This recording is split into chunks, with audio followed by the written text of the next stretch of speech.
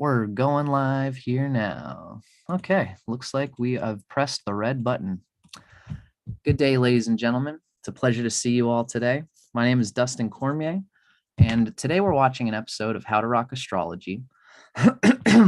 I've decided today to invite my friend and somebody who's doing a lot of great work in the world of evolutionary astrology. We have Timothy Halloran from Rasa Leela Healing joining us today to talk a little bit. In particular, today we're going to be talking about Jeffery Wolf Green's natal chart. Thank you so much for visiting and hanging out with me today, Timothy. Thanks for having me. Excited to share a little bit on Jeffery Green and the evolutionary astrology he pioneered that I'm so excited to talk about. Very passionate about this subject, so thank you. My pleasure. And thank you so much for coming, Timothy. I always like to say, I think this is always worth mentioning. You know, you do a lot of good work. We often talk about how the astrology world is just there's so many varieties of ways of learning. And it's very often very nice to not just get things off of YouTube, but to be involved in a community, to attach, to become a part of a group of people who are not just talking about it, but engaging with it. Now, Timothy, you have been for a little while now, you've been building a community called RasaLeelaHealing.com. And this is a community where people can come on, and I've seen it myself. I'm a part of it now. I can come on and make comments. I can make inquiries. I can ask questions, and people will answer them. You will be there to answer these things. And as well, you have little community events and meetings where everybody either talks about their own chart or talks about other charts, and everyone gets together and chats about it. So really a great way to involve people in their own experience of astrology, to crack through the distance that some people get, because astrology is such a vast subject. It's nice to have a community full of people who are inviting of different perspectives, but also sharing an umbrella. So I love that you have got that community going on, Timothy. And I invite you to, say, if you'd like to say anything about this community, feel free to do it. Yeah, come join us. It's a very exciting feeling community due to the fact that although there's a great diversity of skills and talent, it's a lot of like minds with people that are into astrology.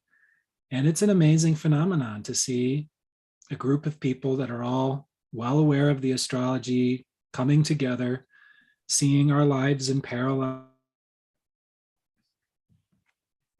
seeing so many themes reflected through our experience.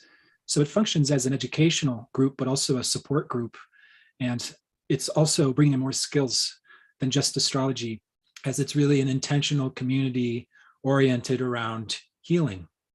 So there's a lot of good stuff going on there, and I encourage anyone, especially maybe those into astrology, to check it out. But we do have a good diversity of skills and healers and creatives coming together, and it has a very innovative, exciting feel. So Wonderful. Thanks. Appreciate the plug, Dustin. For sure, Timothy, for sure, man. I really think that it's just amazing that we're in like a Taurus eclipse season right now, and that people are coming together in a community way. And I think that your website kind of reflects that. It's an amazing thing to see, Timothy. So for everybody watching, as we have said, today we are going to be doing a natal chart reading of the great and illustrious Jeffery Wolf Green. I wish I had one of his books to show here. His classic book that most people recognize is called Pluto, The Evolutionary Journey of the Soul. I've done a lot of readings of Jeffery Wolf's book on YouTube already, and you can find them on my channel where I'll talk about Pluto. A lot of the times it's coming from Jeffery Wolf Green. So I've known about Jeffery Wolf Green since I got into astrology sometime around 2014, 2015. I got into Pluto. I read in my astrology chart that I have the sun and my Mars and Pluto all conjunct in Scorpio. And I had a feeling that it was something important to me. So when I read Jeffery Wolf Green's book about Pluto, it blew my mind, and it really oriented me towards the type of astrologer that I am becoming. So everybody knows a bit about Jeffery Wolf Green. Now, Timothy, I think that you know, probably you've been more steeped in evolutionary astrology than I have. I've really splayed out into what I call tropical Vedic astrology.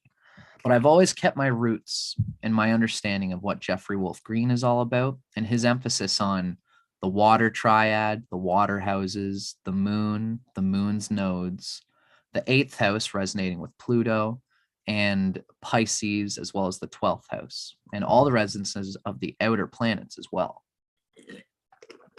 So our intention today, what I figured I would do, my contribution to this natal chart reading, is to talk a little bit about what the Vedic world would say about Jeffery Wolf Green's natal chart. After I wrap a little bit and sort of give my ideas on Jeffery Wolf Green, I'm going to open the floor to Timothy to give us Timothy's evolutionary astrologer perspective on Jeffery Wolf Green. And I think I'm really going to try and make the space for you to be the star here, Timothy, because you have been so dedicated to this particular field of astrology that Jeffery Wolf Green himself has been the pioneer for and has been such an important person for. So, Timothy, are you ready to rap a little bit about what I see being Jeffery Wolf Green's chart from a natal tropical Vedic astrologer's perspective? I sure am. I'm quite excited. Take it away. Okay. Thank you, Timothy. Thank you. And of course, I invite you, my friend, to let me know of any thoughts you have on anything that I'm talking about as I'm going through it.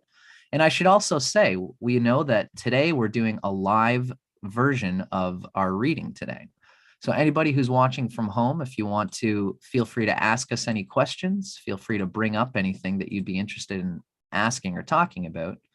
Now's the time to do it, because me and Timothy are live here and we're doing this as a open-ended discussion, as open-ended as it can be. So I've got a few notes here. I'm just going to show everybody sort of, this is kind of how I roll with things.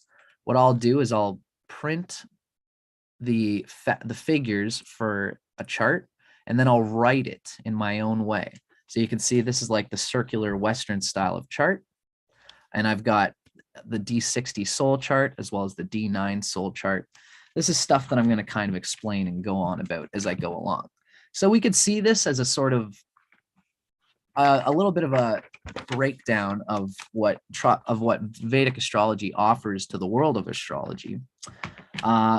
Ultimately, though, we're here more to talk about Jeff Green than we are of anything. So I'm going to keep that in mind as we go along. But some things I'm going to want to break down so that my Western audience can see where I'm coming from.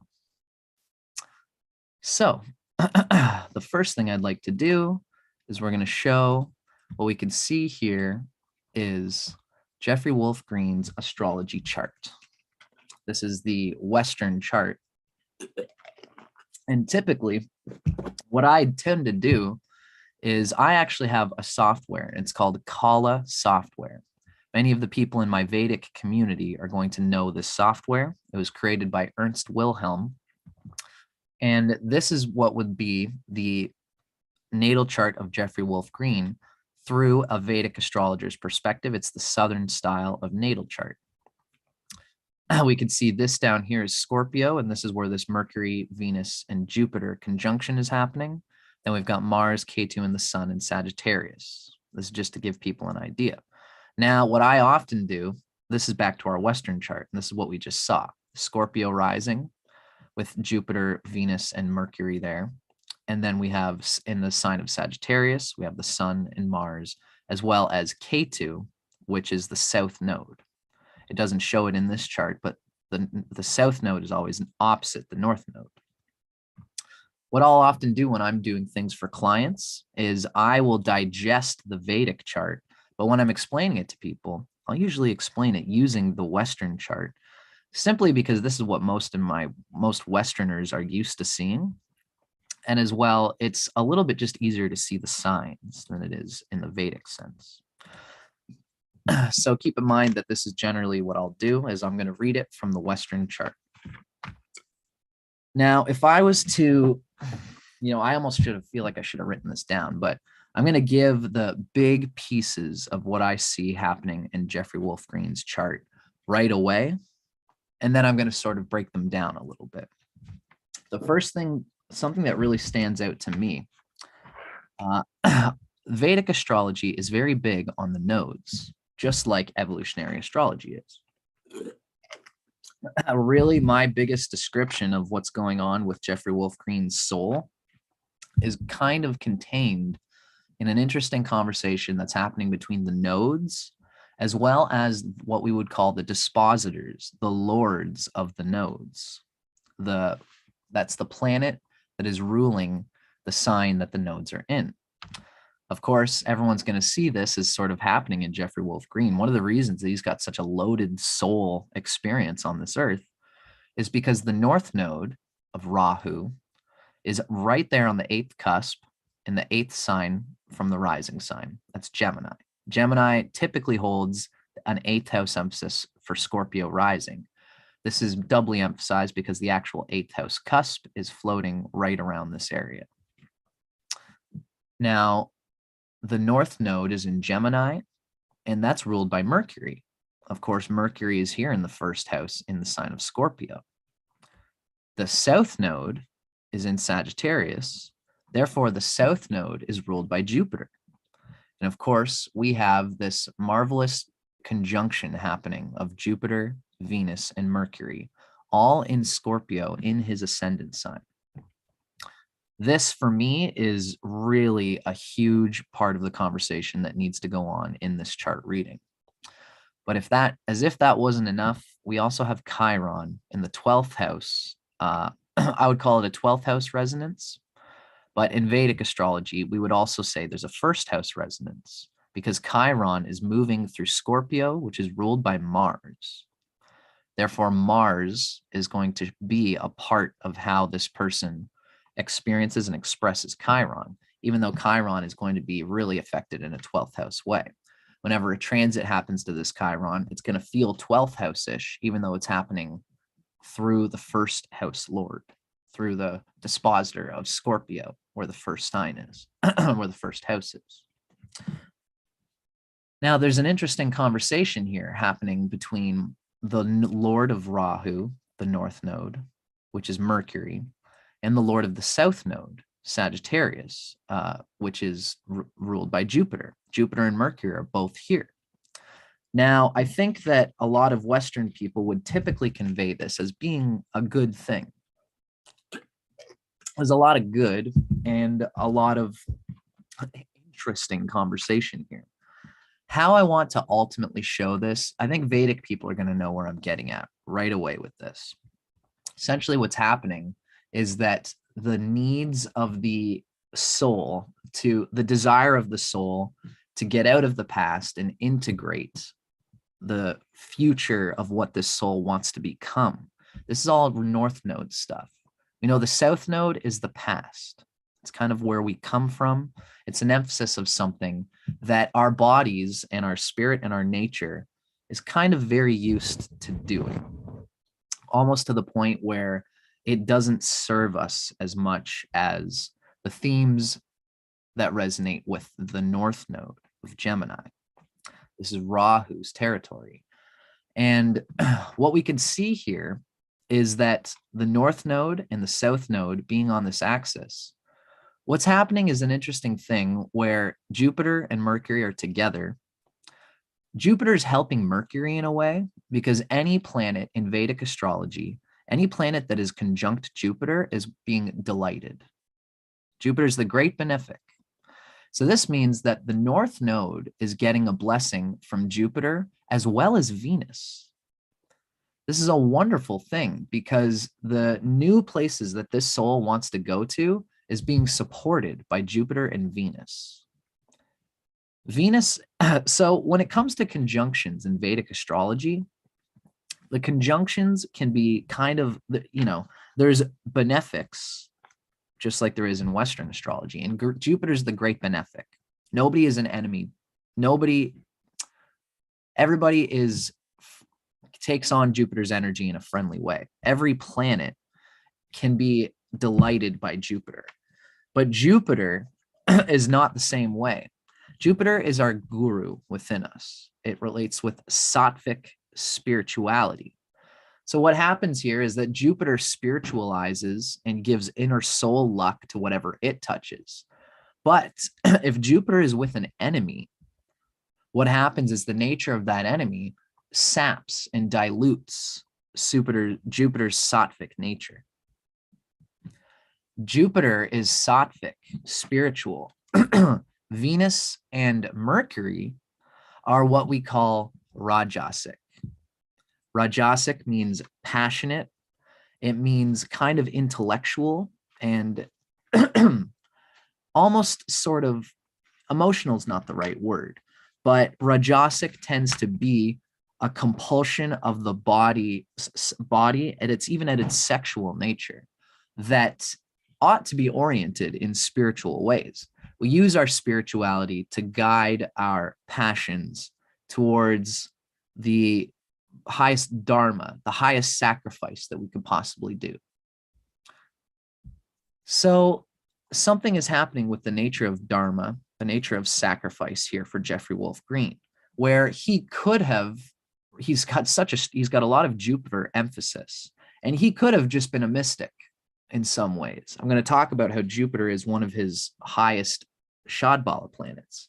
He's got a deep emphasis of Jupiter, especially being so close to the first house cusp, that in some ways he probably wanted to be a mystic.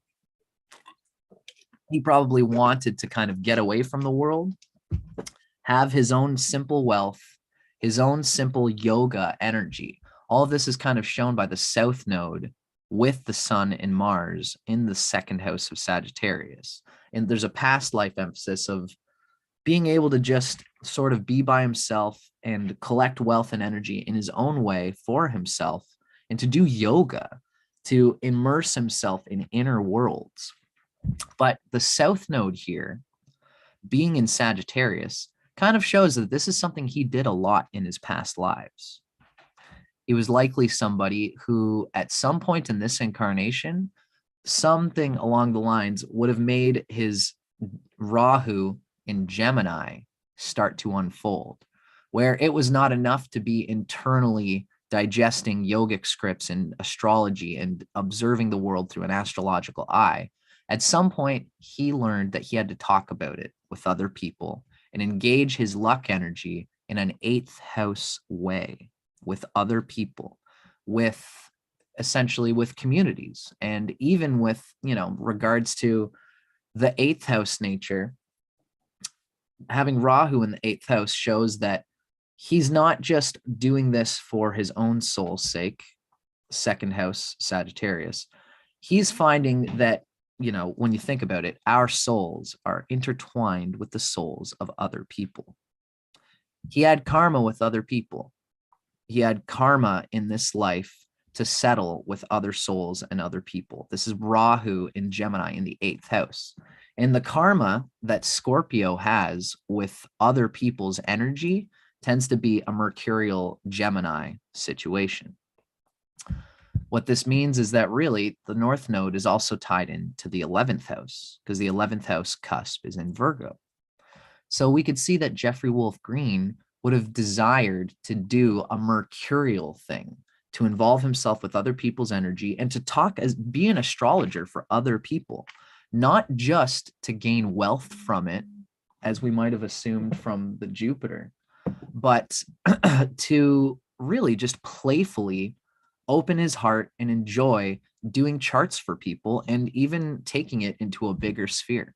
Scorpio rising really ends up doing a lot of what they passionately invest themselves in, Gemini, and they eventually turn that into something that they can teach and have involvement in career and in a field that other people can see and talk about, because that's because Virgo rules the 11th house as well. Mercury rules Virgo, which is the 11th house, and Mercury also rules the 8th house. So this is a heavy energy for Scorpio. Mars, which rules Scorpio, actually has Mercury for an enemy. The Vedic idea of this is that Mars is an instinctive planet. It's a planning, rational planet, but it kind of shoots by instinct first and then thinks after. For a Scorpio rising to have this much of an emphasis on Mercury, it can be an interesting sort of thing because Mercury rules the unstable 8th house and the egotistical 11th house. The 11th house can be egotistical because it represents our goals and our ambitions and desires. As spiritual people, we want to apply this sattvically. It's not a bad thing that we have rajasic, passionate desires to fulfill goals and accomplishments. But ideally, you want to channel this in a sattvic way. And if a person has sattvic energy in their chart, they will be able to do this. So Rahu being in this rajasic way in Gemini and Mercury being in the first house, we can see that Jeffery Wolf Green would have been pulled into opportunities to not just hold his yoga energy to himself, but to sort of selflessly display it with other people in intimate ways as an astrologer, but also eventually to teach what he learns from the research of the 8th house, to teach it. And he's probably a good teacher because he has that 8th and 11th Lord in the first house, as well as Jupiter being the ruler of the 2nd house and the ruler of the 5th house. Having the ruler of the 5th house in the first house, that being Jupiter, is really a sign of building wealth, 2nd house, through the creative path that one takes. That's the 5th house. Now, to give a big picture of where I'm going with this, Jupiter rules the 2nd house and the 5th house. Jupiter holds the south node. Mercury rules the 8th house and the 11th house. Mercury rules the north node. Jupiter delights the north node lord, Mercury, but Mercury starves Jupiter. We see here that Rahu, the opportunities of the 8th house where that Uranus is, this in the 8th house way is going to involve him in energy that's not his own energy. And that energy that he takes on with other people, with other groups, and even becoming a big astrologer and a well-known astrologer through the 11th house, these ambitions likely took his own personal energy away from him. Remember what I said, he could have been a yogi who just meditated on a mountain by himself and reserved this energy for himself. But he kind of scraped his own bones. He sacrificed his south node for the sake of what was going on with the north node. And in some ways, because Mercury rules the 8th and the 11th, the 8th house is a house of longevity. With Uranus in the 8th house, his calling to be a popular interpreter of astrology and to be somewhat of a celebrity, his calling to do these things probably siphoned a lot of his personal life force energy. Because Mercury is starving Jupiter by being in the same sign. Remember what I said, that most Western astrologers would see that this Jupiter, Venus, and Mercury is a good thing because they're all basically benefics in that first house. And that is true. That does resonate. It's one of the reasons why he has such an incredible selfhood, an incredible capacity for yoga and for teaching in the way that he does, and the intelligence that he has, is because these three are in the first house and they are all technically benefics. But Jupiter is starved by Mercury, and it's also starved by Venus. Venus is also a Rajasic planet that can stifle the spirituality of Jupiter. Now, Jupiter is still one of Jeffery Wolf Green's great strength planets. And I'm going to start kind of going through the other factors that we could talk about in this chart. Now, there's many things to talk about. I'm sure I'm going to let Timothy really take the reins with a lot of the stuff like the Pluto and Saturn. I'm sure Timothy might talk about. But before we get there, I just want to do my best as a Vedic astrologer to convey what I can here. The big thing is that the North Node Lord Mercury is starving the South Node Lord Jupiter in the sign of Scorpio. But these three being here together are still helping that rising sign, and everything's signified by it. Now, the next thing I want to convey is that something I want to sort of convey quickly here. This is something I've gotten into in my own. First thing I want to do is I just want to say, Timothy, what do you think of everything I've just kind of conveyed so far with the South Node and the North Node, the conversation between those two happening in the first house of Scorpio? Is this something that you would have seen as being an important part of Jeffery Wolf's soul plan and the things that he would be dealing with in this life? It certainly is. That's a very highlighted signature. Mm-hmm. And I really enjoyed your overview. I think it was completely accurate. And something that's really amazing is I find that when astrologers actually know what they're doing and have taken the time to actually study and learn their system, even though it's a different system and different techniques that you're using, you're coming back with a lot of the same information that we would using the evolutionary astrology approach. Mm-hmm. So we would not in EA, necessarily have a conversation about Mercury starving Jupiter. This would be a distinct signature.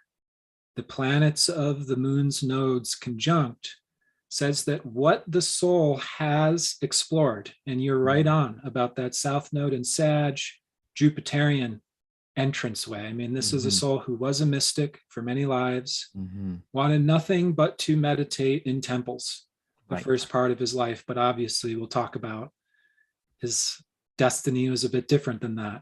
Certainly.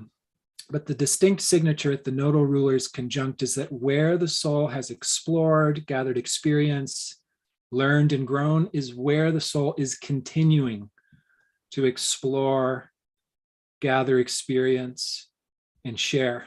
This is also a new phase conjunction. So this would be a new cycle in this teaching that this soul is beginning. And particularly when we're talking about Jupiter and Mercury, this polarity in the zodiac is the teacher polarity. So this having the rulers conjunct the moon's nodes in the Gemini Sag polarity, something I'll talk about is that this very much has to do with the evolution of Jeffery Green's brain. In particular, he's coming in with a lot of right brain, intuitive faculty, and what he's learning is the mercurial, systemic, language, communicative type of faculty. But the teacher signature is very highlighted there with the planetary rulers of the moon's nodes conjunct. Wonderful, wonderful. And it seems to me, as you've kind of conveyed here, that it's almost like Jeffery Wolf Green kind of needs to go through the past in order to integrate the future. He really can't get away from the South Node in Jupiter, in Sagittarius, and Jupiter being conjunct Mercury. These nodes being conjunct, there's probably a stifling feeling of driving with the brakes on, where the past is constantly lockstep with where he's trying to integrate the Rahu in Gemini principle. So this is certainly very interesting, and I can't wait for you to describe a bit more about this, Timothy. Now, I'm just going to quickly do a little peek. I can see how our friends, Teresa is saying, how many places do you carry dispositors? Less than 2. I wonder if you could give us a little bit more information on what you're asking there, Teresa. I might be able to clarify. But like I said, I'm going to do my best to speak to all the questions that are given in our chat as we kind of go along here. Now, I'm going to continue a little bit with where I'm at with Jeffery Wolf Green's chart. The next thing I kind of wanted to speak to, and this is from a Vedic perspective. I'm going to sort of give it short thrift because it doesn't convey as much in terms of EA. But what I want to say is that with any given astrology chart, in Vedic astrology, we have something called Varga charts. And what it is each of these positions of the planets from their degrees, most, I think most Western astrologers tend to go by this idea of decanates. Like something can be split into, a sign can be split into threes, and there's a sub-ruler of each decanate within the ruler of the sign itself. Let's say with Scorpio, the first 10 degrees might be ruled by Scorpio. The second 10 degrees might be ruled by Mars, etc. Now, in Vedic astrology, we have something similar, but we have what's called Varga charts, where each sign can be split up. Each of these 30 degrees of a sign is split up in many ways. It's split up into decanates, but it's also split up into chunks of 3. So every 3 degrees is a new decanate of sorts, as well as split up into chunks of 9, where the idea, how I should say it, is that the sign can be split up into 9 pieces of 3 minutes and 20 degrees of arc. And that's what's called the Navamsha. Most people in Vedic astrology recognize the importance of the Navamsha. Something that I've been conveying is the importance of what's called the Shastyamsha. It's where you take each of a half a degree in a sign makes up a new point. It's like a new decanate point. And in Vedic astrology, each of these little subgroupings actually create a new chart. Where, for example, this sun, which is at 9 degrees, 40 minutes of arc of Sagittarius, in what's called the D60 chart, the sun is in the sign of Cancer. Now, if that sun was actually at exactly 10 degrees, that sun would be in the sign of Leo in the D60 chart, the Satyamsha. So it makes a whole new chart. This is just a quick grasp on what these divisional charts are all about. They're like a resonance chart. This goes to show that, while somebody can have Jupiter and Venus and Mercury in Scorpio in the first house, and then somebody else might have those same planets in Scorpio, we can see that there would be shared birth chart things, but those souls of those people will still have so much other data. The soul of the Jupiter in this person's chart might have completely different soul data because the Jupiter might be at a different degree and might be conveying different things in all these charts. So something I like to do as a Vedic astrologer is show when there's a resonance of something like Ketu and Rahu in various of these divisional charts. Now, the quick thrift that I want to give here is what we can see is that the south node, Ketu, is in the sign of Sagittarius. That's a fire sign in the birth chart. The birth chart is really the most physical chart. And so that's why most Western astrologers can do great work just using the first birth chart, the divisional chart. Really, it's got everything that you need to talk about the data in a person's life. What I'd like to convey here is that it's interesting that Ketu, the south node, is in Sagittarius in the birth chart. Ketu in the deepest divisional chart, this is like a deep past life signature, something that would be difficult to talk about with anybody, without having Jeffery Wolf Green here. It's hard to convey what would be seen and felt in the D60 chart. But what I'd like to convey is that he has Ketu in Scorpio in this D60 chart. It's like the deepest past life chart. Ketu being the deepest past life symbol goes to show that there is a deep past life emphasis of the sign of Scorpio. What I would kind of write if I was to show, in my own personal depiction of the chart, we see I have here D60 Ketu is in the first house. And that shows a deep emphasis on the self And Scorpio rising, Scorpio is the rising sign. So there's a deep emphasis on himself in past lives. For me, this brings a bit more resonance, especially because the first house and the second house both resonate with the self's resources. There's even more of a signature of the past life emphasis of Jeffery Wolf Green on being an individual, on being in temples, not needing to deal with the world, solely breathing in and having an internal yogic experience using his own energy field, not so much in a tantric way, but really in a solo yogic way. Now, of course, the opposite resonance is happening with Rahu. If, as we say, that the first house has this past life K2 emphasis, this means that the seventh house for Jeffery Wolf Green is something that his soul deeply yearned for. There's a deep yearning. It's the duality of the soul in some ways, where the past K2 energy is stuck in that Scorpio.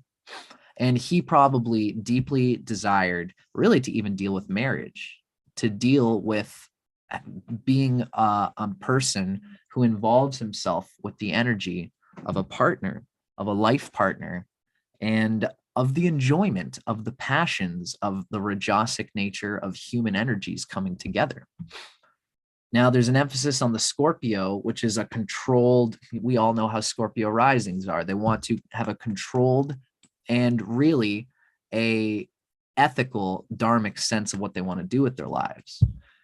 For Jeffery Wolf Green, this a bit of his dharmic energy, that scorpionic control of where his life path wants to go, because Scorpio is his rising sign.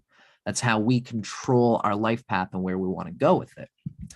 We can see because Venus, the seventh lord, is with Mercury and Jupiter here in Scorpio. There's an interesting thing going on. The seventh lord is in the first house, really, especially because there's the D60 K2 in Scorpio. There's an emphasis that whoever Jeffery Wolf Green would get married to would be dealing with a very self-contained energy. You got to kind of take a person like this as they are. It's probably very hard to move them and to do the blending of marriage that most people would do. And for Jeffery Wolf Green, at some level, his marriage probably at some level was a part of the diminution of his vitality. The sun is a symbol of vitality. It's with the south node in Sagittarius. And even Mars, the rising sign lord, is channeled by Jupiter. There's actually a mutual yoga happening with Jupiter and Mars here. Jupiter is in the sign of Mars, Scorpio, and Mars is in the sign of Jupiter, Sagittarius. So Mars and Jupiter being sort of blended together in a way. The south node lord, Jupiter, being in Scorpio. All of these resonate with first house and second house vitality and life path direction. And ultimately, Jupiter's, Mars's channel and the sun's channel, Jupiter, is kind of being starved by Venus as well as Mercury here. How would we say this would be turning out in Vedic astrology is that the strong emphasis of Taurus being ruled by Venus, Venus is starving Jupiter here as well as Mercury. And this points to more of the fact that Jeffery Wolf Green would be sacrificing his precious energy that he's developed on through so many past lives in temples, giving up his surrender in a bhakti devotional way to God, not needing any external conditions to be happy. He's probably sacrificed a lot of his energy to develop that.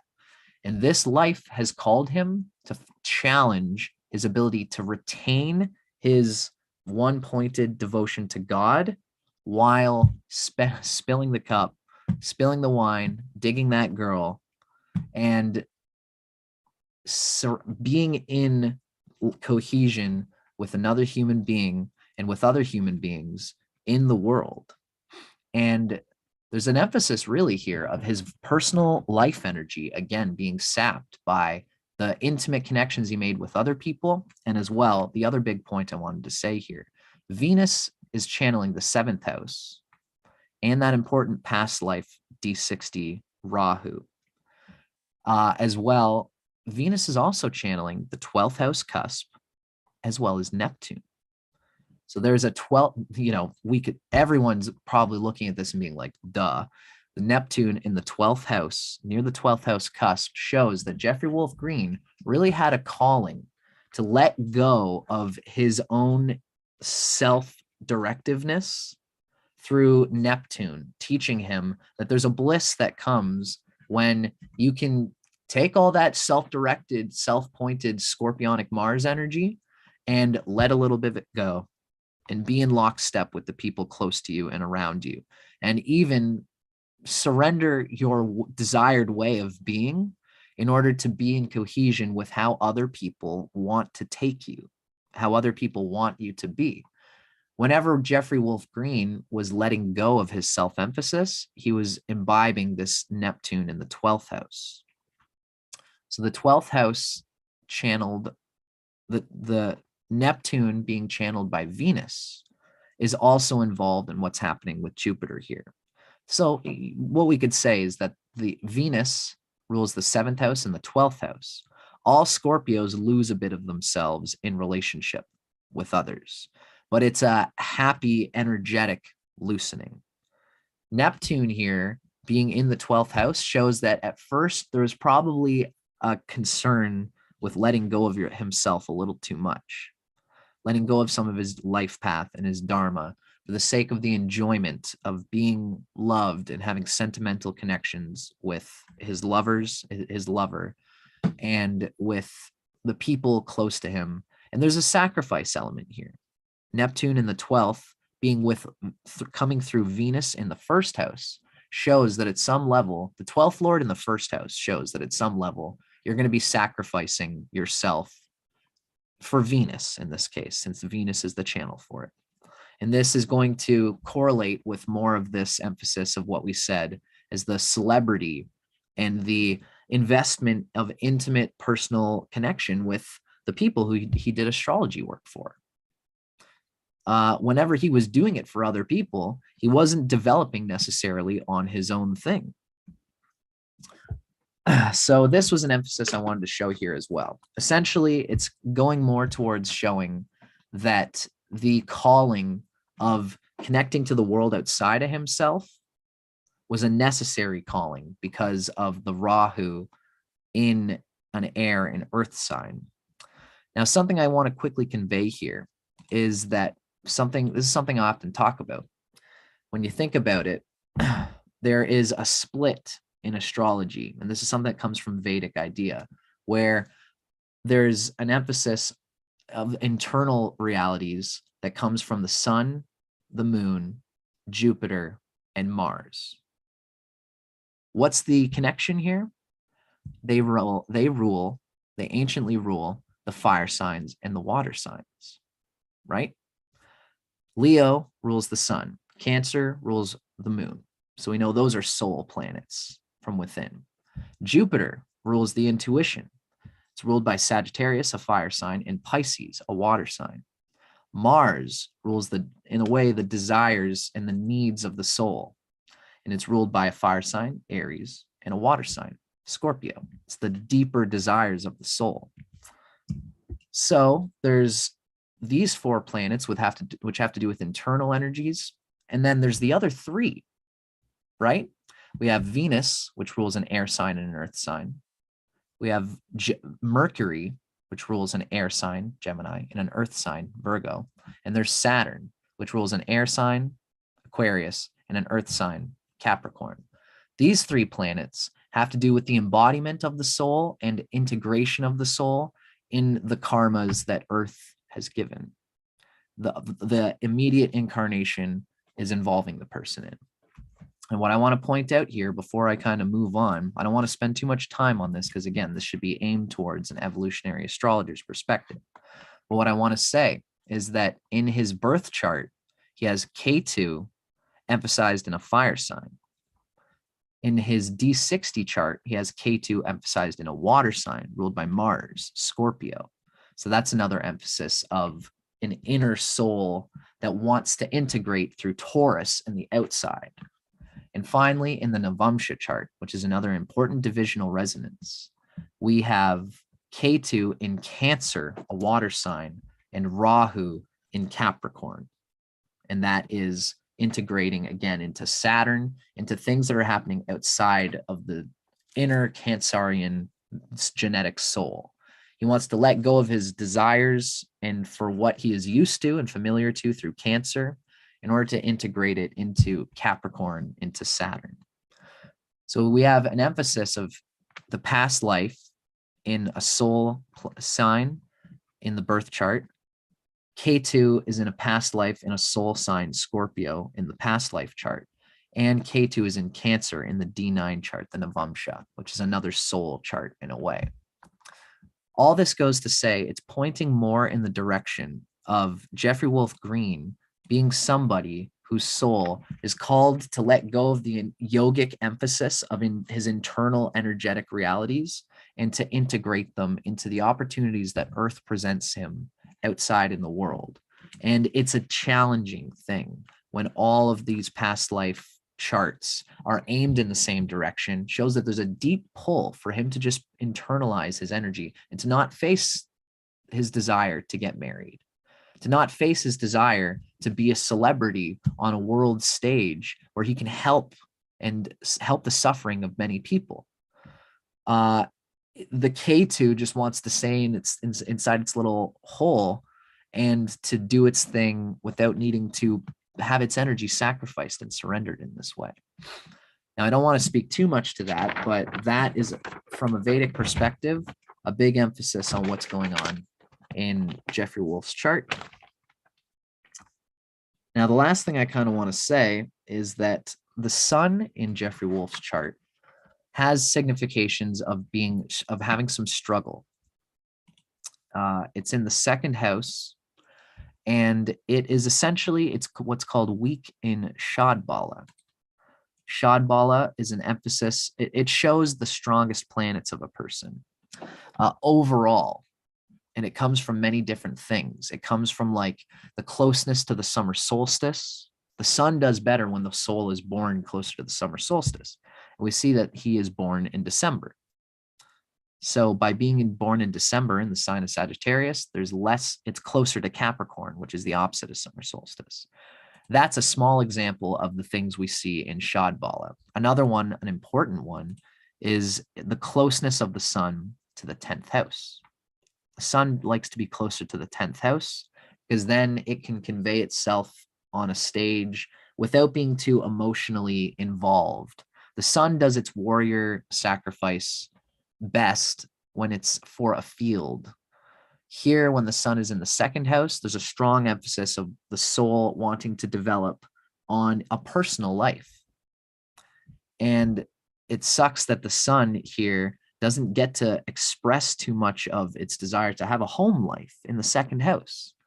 It doesn't get as much ability to do that because the soul is so focused on the energies of other people and not on his personal family. It must have been tough for Jeffery Wolf Green to develop on his family.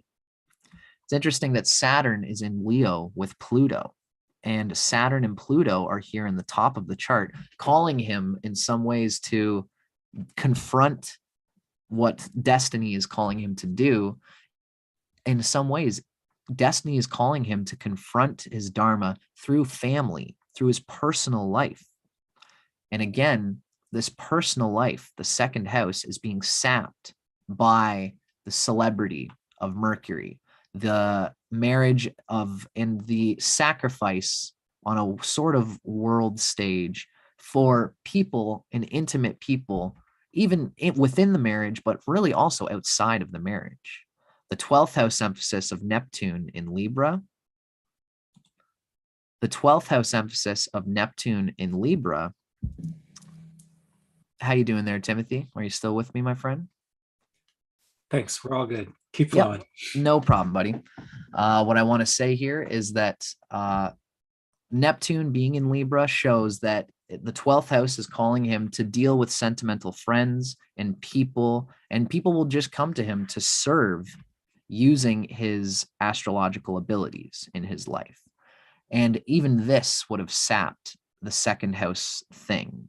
So essentially, it must have been painful for Saturn in the 10th house. His father probably pushed him to be a family man at some level with the sun in the second house. And he probably feels like he kind of failed in his personal family life because of the draw of celebrity and the sacrifice to do charts for people in the intimate way that he wanted to, that his destiny called him to.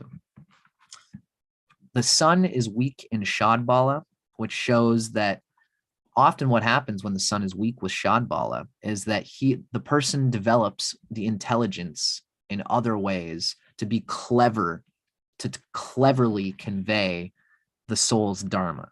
Because the Jupiter is actually still very strong. What we see here, Jupiter and the moon are the strongest Shadbala planets. Jupiter has 523 points of Shadbala. It's the second strongest.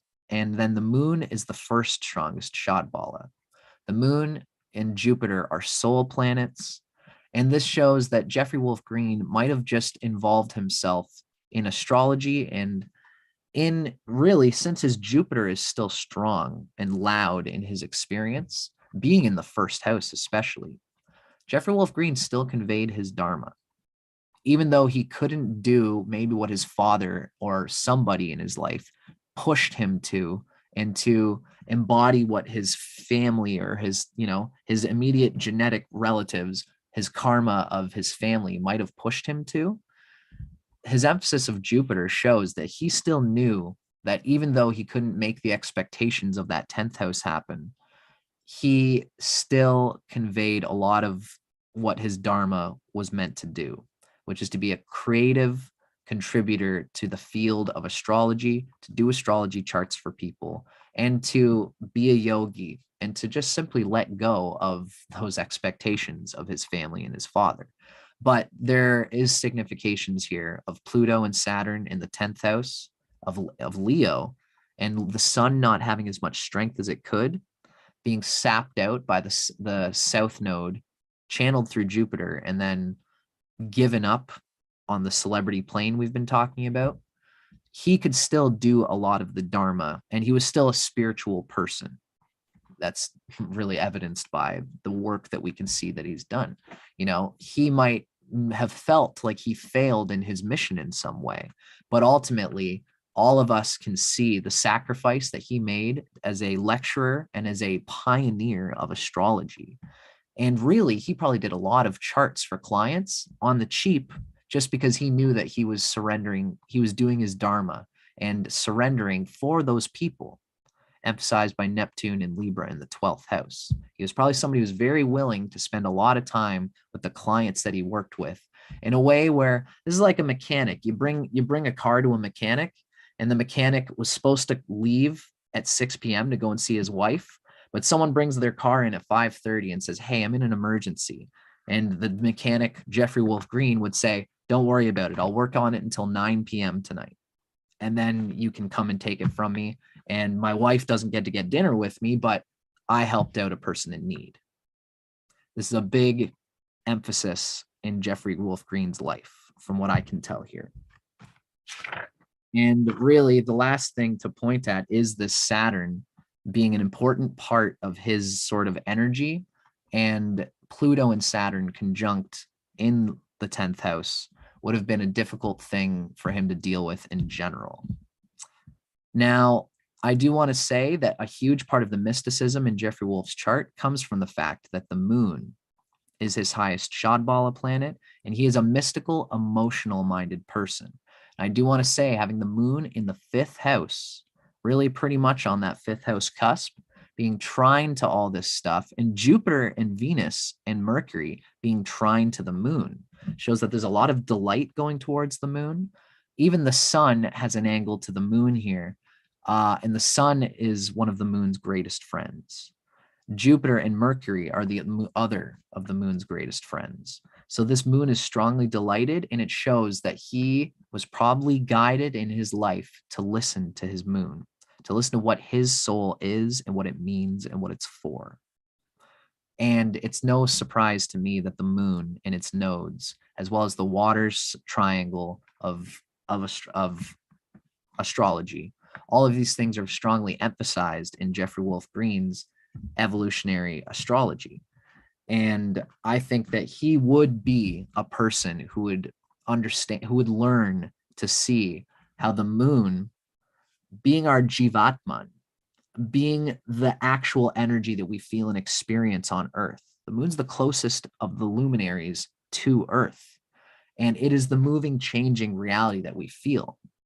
So Jeffery Wolf Green was aware he would be the person who would get the understanding of how important the moon and its nodes and the water triad and Pluto and Neptune are to astrology in the general sense, not just in evolutionary astrology, but as you know, we are evolutionary astrologers and we say that these things are this important. But all in all, it makes sense that Jeffery Wolf Green would be one to point out this importance. Now, that is pretty much a good runaround of how I would convey what I see as being the big points in Jeffery Wolf Green's natal chart. Now, I had a plan to not go too long with it, and as usual, I think I might have blown that a little bit, but it is what it is, Timothy. Like I said, I've got time here today, and I'm feeling good about where we're going. Now, I would love to invite you now, Timothy, to discuss what you think would be the important points that you would like to convey in this discussion. I was thinking before we do that, we could just take a quick look at any comments and questions. How does that sound to you, Timothy? That sounds awesome. And that was just amazing. Thank you so much for taking the time to interpret Jeffrey's chart. I'm sure he would have really benefited from getting your reading earlier in his life. No kidding. I don't doubt it. Well, you know, I'm very curious that you've got the biographical information that you do on Jeffery Wolf. So I'm sure that everything I've said is going to be conveyed by what we discuss when we talk about his life. And I'm very excited for that. So thank you for saying that, Timothy. I appreciate you, buddy. Now, just taking a quick peek, we can see that my friend Teresa is hanging out and clarifying a little bit. If you have to go over two places, such as if Mars wasn't with Mercury and Jupiter, is that energy still brought in? I heard that in Gemini technique with Ava teachables, dispositors is hard to understand. Dispositors can be a little bit crazy, but it's just another element of astrology that we got to sort of work out. Now, I can see that does not think Venus is good ruler of Taurus. Yeah, Teresa's mentioning that Earth is a more of a ruler of Taurus than Venus is. And that's something that I've always been interested in. Ultimately, Earth, I think, is conveyed by the seventh sign from the sun in somebody's chart. So for Jeffery Wolf Green, he had the sun in Sagittarius, which means that the sun was here in Sagittarius, Earth was here, and that would typically mean that Earth was in Gemini. And it's interesting to me that Gemini is, you know, he faced a lot of Gemini things because his North Node was there, but also Earth was in Gemini. And it's an interesting thing to think about, but I don't know as much about the Earth astrology as some people who have developed on it, but I think it is interesting.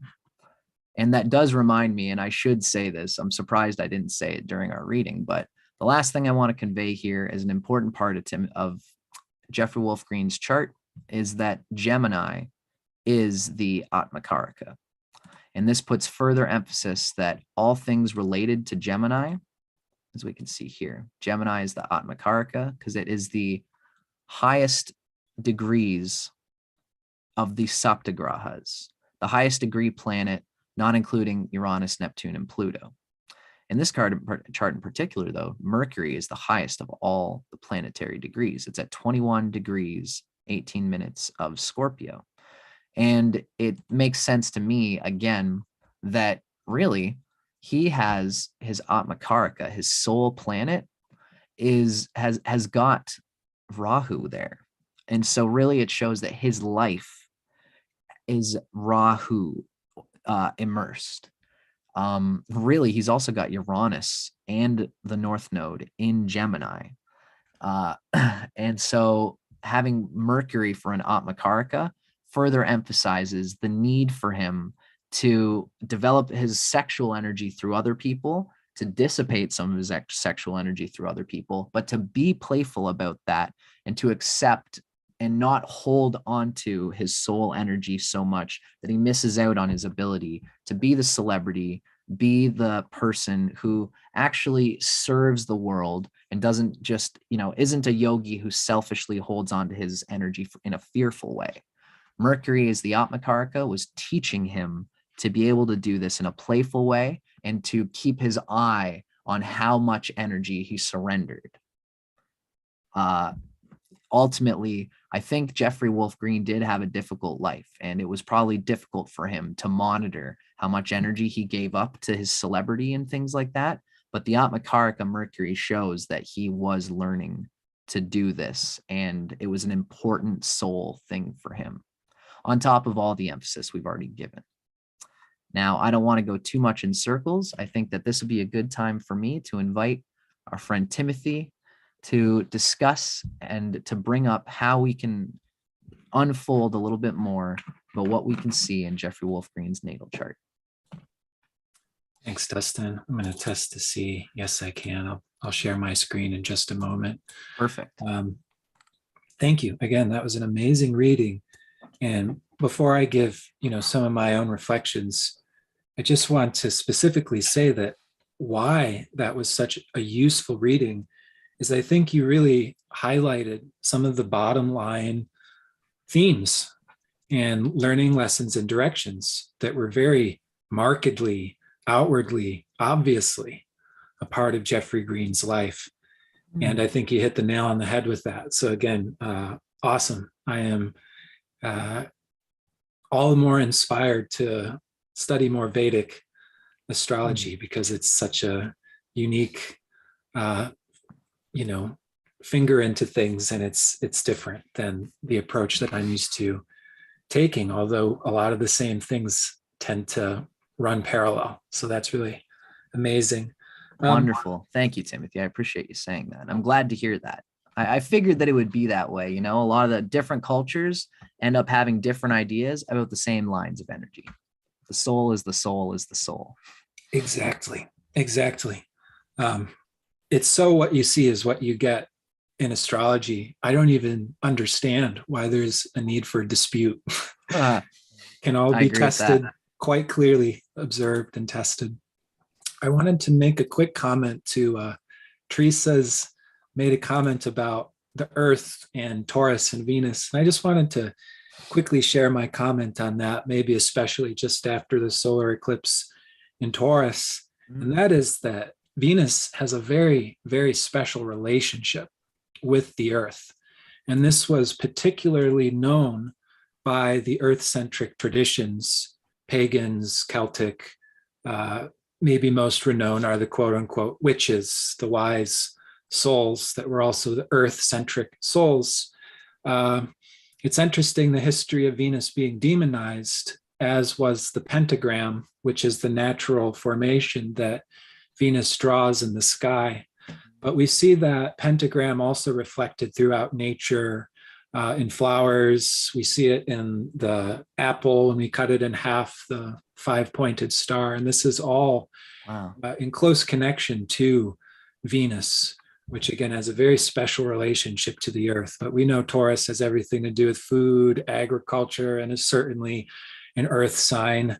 And we're all getting directed towards the Earth at this time with the North Node transiting the sign of Taurus. So very interesting. I do love Taurus. I'm so relieved. Yeah, I believe you have your moon there. Eclipse. And you're a Cancer rising. So that the Lord is going into Taurus and it's exalted there. Love to see that kind of thing. Well, thank you. That moon, as I'll also point out in Jeffery Green's chart, is square my moon's nodes. So this recent eclipse just happened to be the exact degree of my moon. No And we kidding. would know this in EA to be an opportunity to integrate the skipped step nature of that moon, where I've Mm, historically lived and grew up in uncomfortable environments. The day of this eclipse on my moon, I moved into this new home, which may wonderful. be the first comfortable environment I've lived in. So that's a beautiful reflection of Celebration. the moon in Taurus. Congratulations for that, by the way, Thank you. Thank you for for that. sure. So let's pull up Jeffrey Green's chart. And again, thank Perfect. you. I'm really excited to talk about this soul who has been one of the most inspiring figures in my Hmm. own study of astrology, but I would also say life and spiritual unfolding. And I think the way that I'd like to do this is just to kind of go with the flow and to Perfect. kind of comment on what you've already carved out, because so much of that, again, is bottom line, some of Jeffrey Green's nature and his Perfect, journey through Timothy. this life. Now, I just want to say to you quick, Timothy, I was thinking I was thinking I got to go to the bathroom real quick and just Go take a for it. quickie. You want Yeah, to just do that and you can go to the I can bathroom fill in the yourself? gaps. I was actually Perfect. speaking to the mailman while you were talking. So It's small world. So I'm going to do that, my friend, and then I'm going to be back, and then feel free to fill in the gaps and we'll rock and roll. Okay. that sounds great. You Thank go you, for it, Timothy. I Dustin. appreciate you. We'll continue the flow. We have a very nonchalant, informal way of gathering me and Dustin.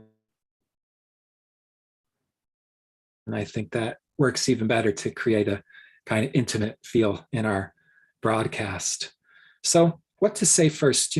Dustin really hit the nail on the head when he talked about a lot of Jeffrey Green's past nature, being a very deeply spiritual soul, a soul who has for many lifetimes been involved in specifically religion, but even on a deeper level, nature, the connection to the earth, universal principles, cosmological reality.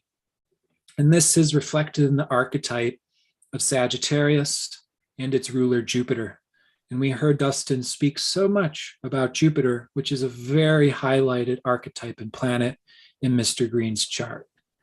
Now, in evolutionary astrology, this is the particular technique and approach that was taught by Jeff Green. We sort of enter into the chart through the moon's nodes, the planetary rulers of those nodes, and this was completely parallel and reflected in Dustin's interpretation. But specifically, the south node of the moon, the ruler of the south node of the moon by house, sign, and planetary aspect, is going to describe, you could say, the story, past life experience, as well as the personality, the actual ego that's formed from so many past life experiences. It's reflected in the south node of the moon by house and sign, as well as the planetary ruler of the south node of the moon by house, sign, and aspect. So in Mr. Green's chart, we see south node in Sag, ruled by Jupiter in Scorpio. This is the person who wrote the book on Pluto. So it's fascinating to see that reflected in the additional chart that you brought up. And you'll have to remind me what that chart was called, but it reflected that similar Scorpio archetype in past lives is distinctly reflected in the south node ruler also being in Scorpio. So that's No really, kidding. And that was the really D60 interesting. chart, the Shastyamsha, as the Vedic people know it. I'm just eternally interested to learn more and more astrology, because the really good astrologers study it all, because then you get themes highlighted where you see the same theme pop up again and again and again in different techniques and different charts. That's how you know that this is very much what this person's life is going to be about. You got it. So this person has, major planets in Scorpio. Again, the rulers of the nodes are conjunct in Scorpio. So this says where the soul has had so many lifetimes, they're continuing to take that experience and explore that and bring that forward. Where the soul's already had experience, they're continuing to have experience. And this is in the realm of Scorpio. Now, in addition, we enter into, you could say, the chart where we get a picture of the base level structure of the soul. And this is past lives. It's again the south node, but also the Pluto position. specifically the house position of Pluto.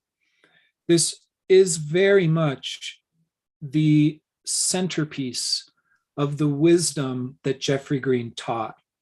His first book, Pluto, The Evolutionary Journey of the Soul, is mostly Pluto through the houses. And there's so much information that can be gained from the house position of Pluto, because what Jeffery Green taught is that the house position of Pluto is where there's been almost innumerable past life experience. The soul is learning a specific archetype reflected in the house position of Pluto. It's very familiar to the soul, and it's also very unconscious. It's not necessarily what we may see or identify ourselves as. That being said, I find the Pluto house position of any person to be quite obvious. You can tell what someone's Pluto house is at a distance, because it does reflect the soul, their whole life, and fundamentally the deeper aspect of this person. You know, it's like Pluto fifth house people have Pluto fifth house souls. They tend to be a little bit bigger. They tend to be charged with that Leo archetype. You know, the same is true with Pluto in any house. So once again, we see the ninth house reflecting the archetype of the ninth sign of the zodiac, Sagittarius. So the south node of the moon is in Sag, Pluto's in the ninth house. This reflects a deeply Sagittarius soul that has experienced Sagittarius, been learning Sagittarius, you could say merged with Sagittarius through many past lifetimes. So it's a soul that deeply Sagittarius is the nature that wants to understand the way things are. It's cosmological reality. And this is a soul that has guruship. Absolutely, you know, how everything is interconnected. Sagittarius reflects natural laws, universal principles. And what's very specific about Sagittarius as opposed to Gemini is Sagittarius are natural laws that are self-evident, that are to be found everywhere. So souls that are Pluto ninth house people actually tend to be nature people. You know, and I say that as a generality. They tend to be, not always, but Pluto ninth house souls, they're learning about the nature of things by connecting to nature directly. Gemini is more going into a library or going into a school to research it and learn it, or learn it from other people, whereas a Pluto ninth house tends to be more of a natural tumbleweed or a hippie that likes to be connected to nature through being connected to it. Seeing it and feeling it and sensing it. Absolutely. Absolutely. And so you really hit the nail on the head when you were talking about Jeffery Green's solo lone wolf, just wanting to meditate, just wanting to be in the temple. I mean, that is very, very, very true. And again, some of those things you can tell about this person, it's reflected in almost all of his teachings, all of his expressions, all of his interactions, is that baseline, a deep meditator. And his own yogic path was Kriya Yoga, as taught by Paramahamsa Yogananda. And I mean, he was just in a very Sagittarius way, just extremely blunt. Extremely blunt. Yeah, no and kidding. He was notorious for dropping truth bombs. He was notorious for dropping them in ways that could have been communicated better, which is reflected in his North Node in Gemini. It's reflected in his Pluto polarity point being the third house. That was hugely what he was here to learn. And he recognized that early on. No kidding. Because I'm in the system, of course, and living his life. Wow. But extremely blunt. And his spiritual teaching is just meditate. Everyone should meditate. Everyone should connect with God and source directly. What are you waiting for? Do it. Very interesting that he's somebody, especially with the emphasis of Kriya Yoga. At some level, many high-end yogi astrologers will often, people will come for them for astrology, and a guru Jupiter-oriented astrologer might just say, yeah, you don't need a reading. You just need to like go out into the forest and look within yourself. Don't go to a million astrologers and have them all tell you different things. Just go and meditate. And the stars that are within you in your astrology chart will unfold in your life in the natural flow that they should. Although it's ironic that he had to become an astrologer in order to kind of convey that and prove it in a way. Yes. And something that's so amazing and reflected in his actual life experience is that he never wanted to become an astrologer. Mm-hmm. And So very, very interesting.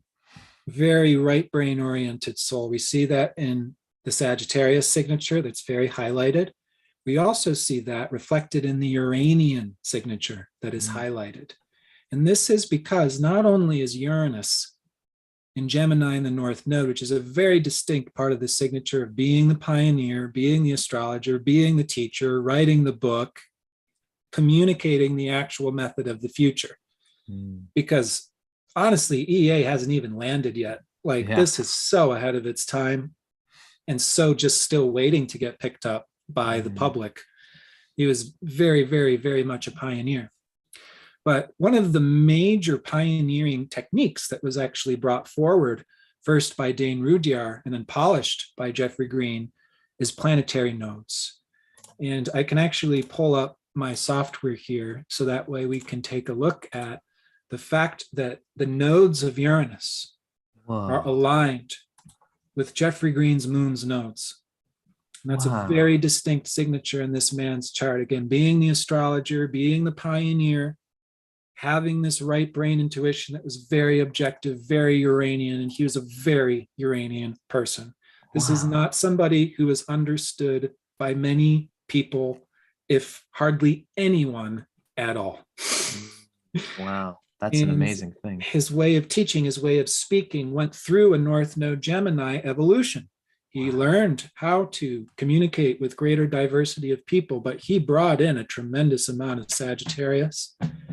And one of his little quirks, it's such a lovable quirk, but it's something that's so reflected in this signature, is he would actually oftentimes drift into other lifetimes while he was teaching, and he would start speaking in foreign accents. Right.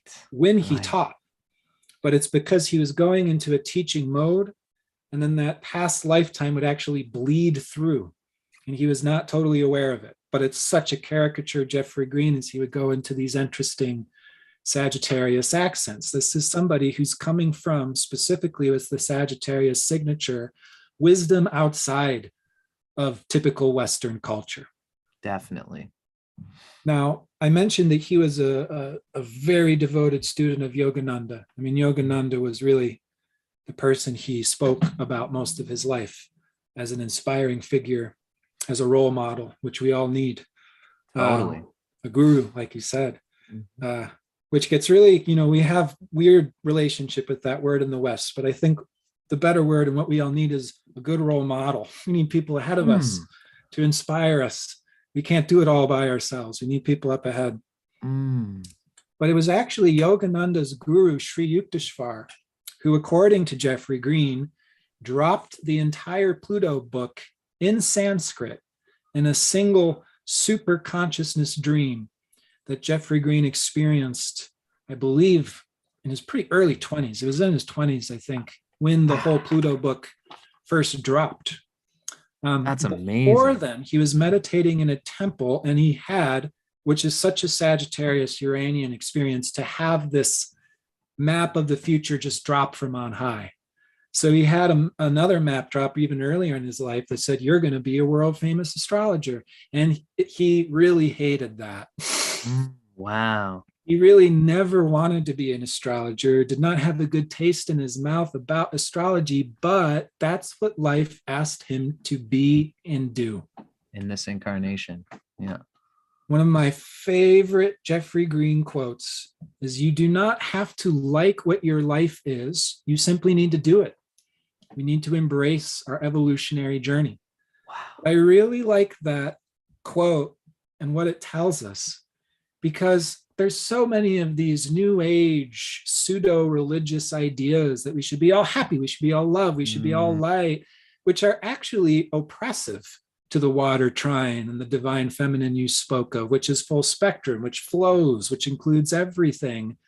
So the reality that we don't have to like every little bit and piece of our life is a huge relief. And that is real life. Real life is a full spectrum experience. Jeffery Green was a very Scorpio soul who lived a very full spectrum life. You were right that he lived a very challenging life. That got served to him on a silver platter at a very young age.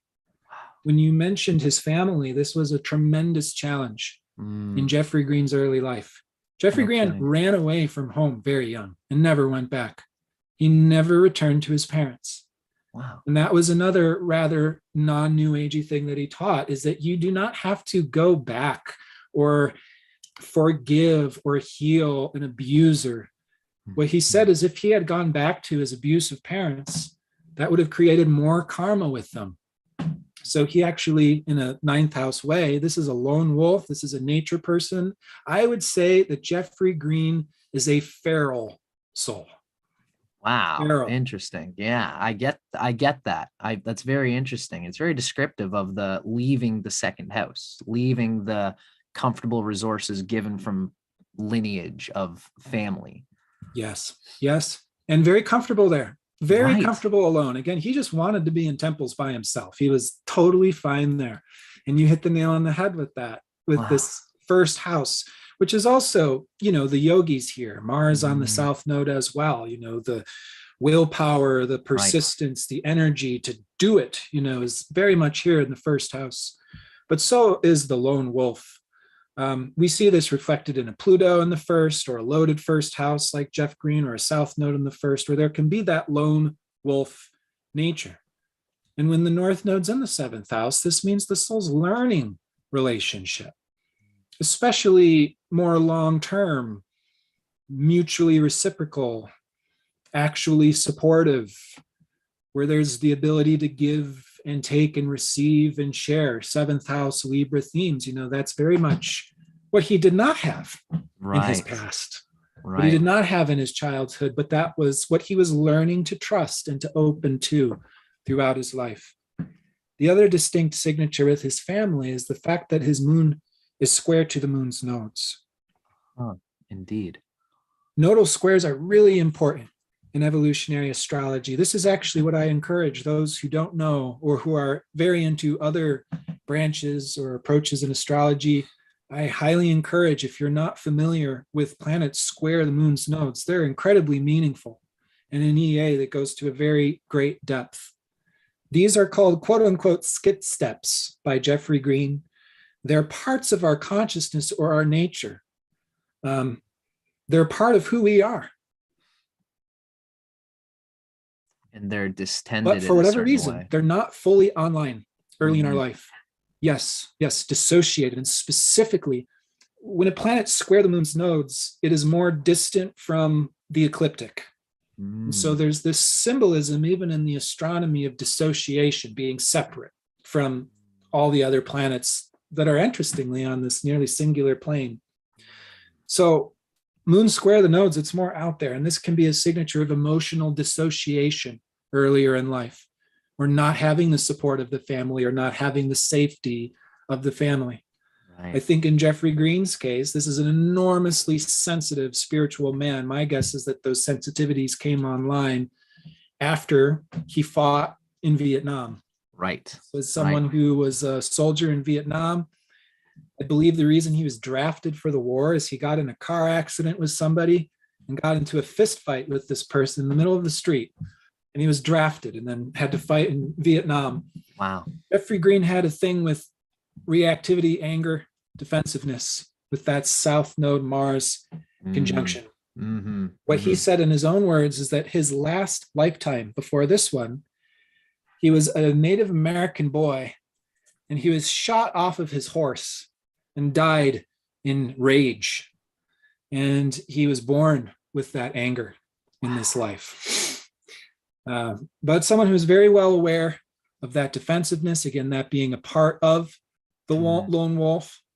I mean, honestly, anyone who's doing astrology from a counseling perspective needs to be educated with some therapeutic tools, including trauma awareness. So it's like, this is a fight type This is a defensive type who had to protect himself, defend himself, was on his own, had no support. That was the first part of Jeffrey Green's life.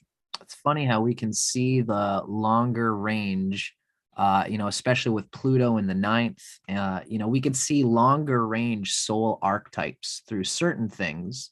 And then we can see immediate like past life data through things like the Mars being conjunct the South Node.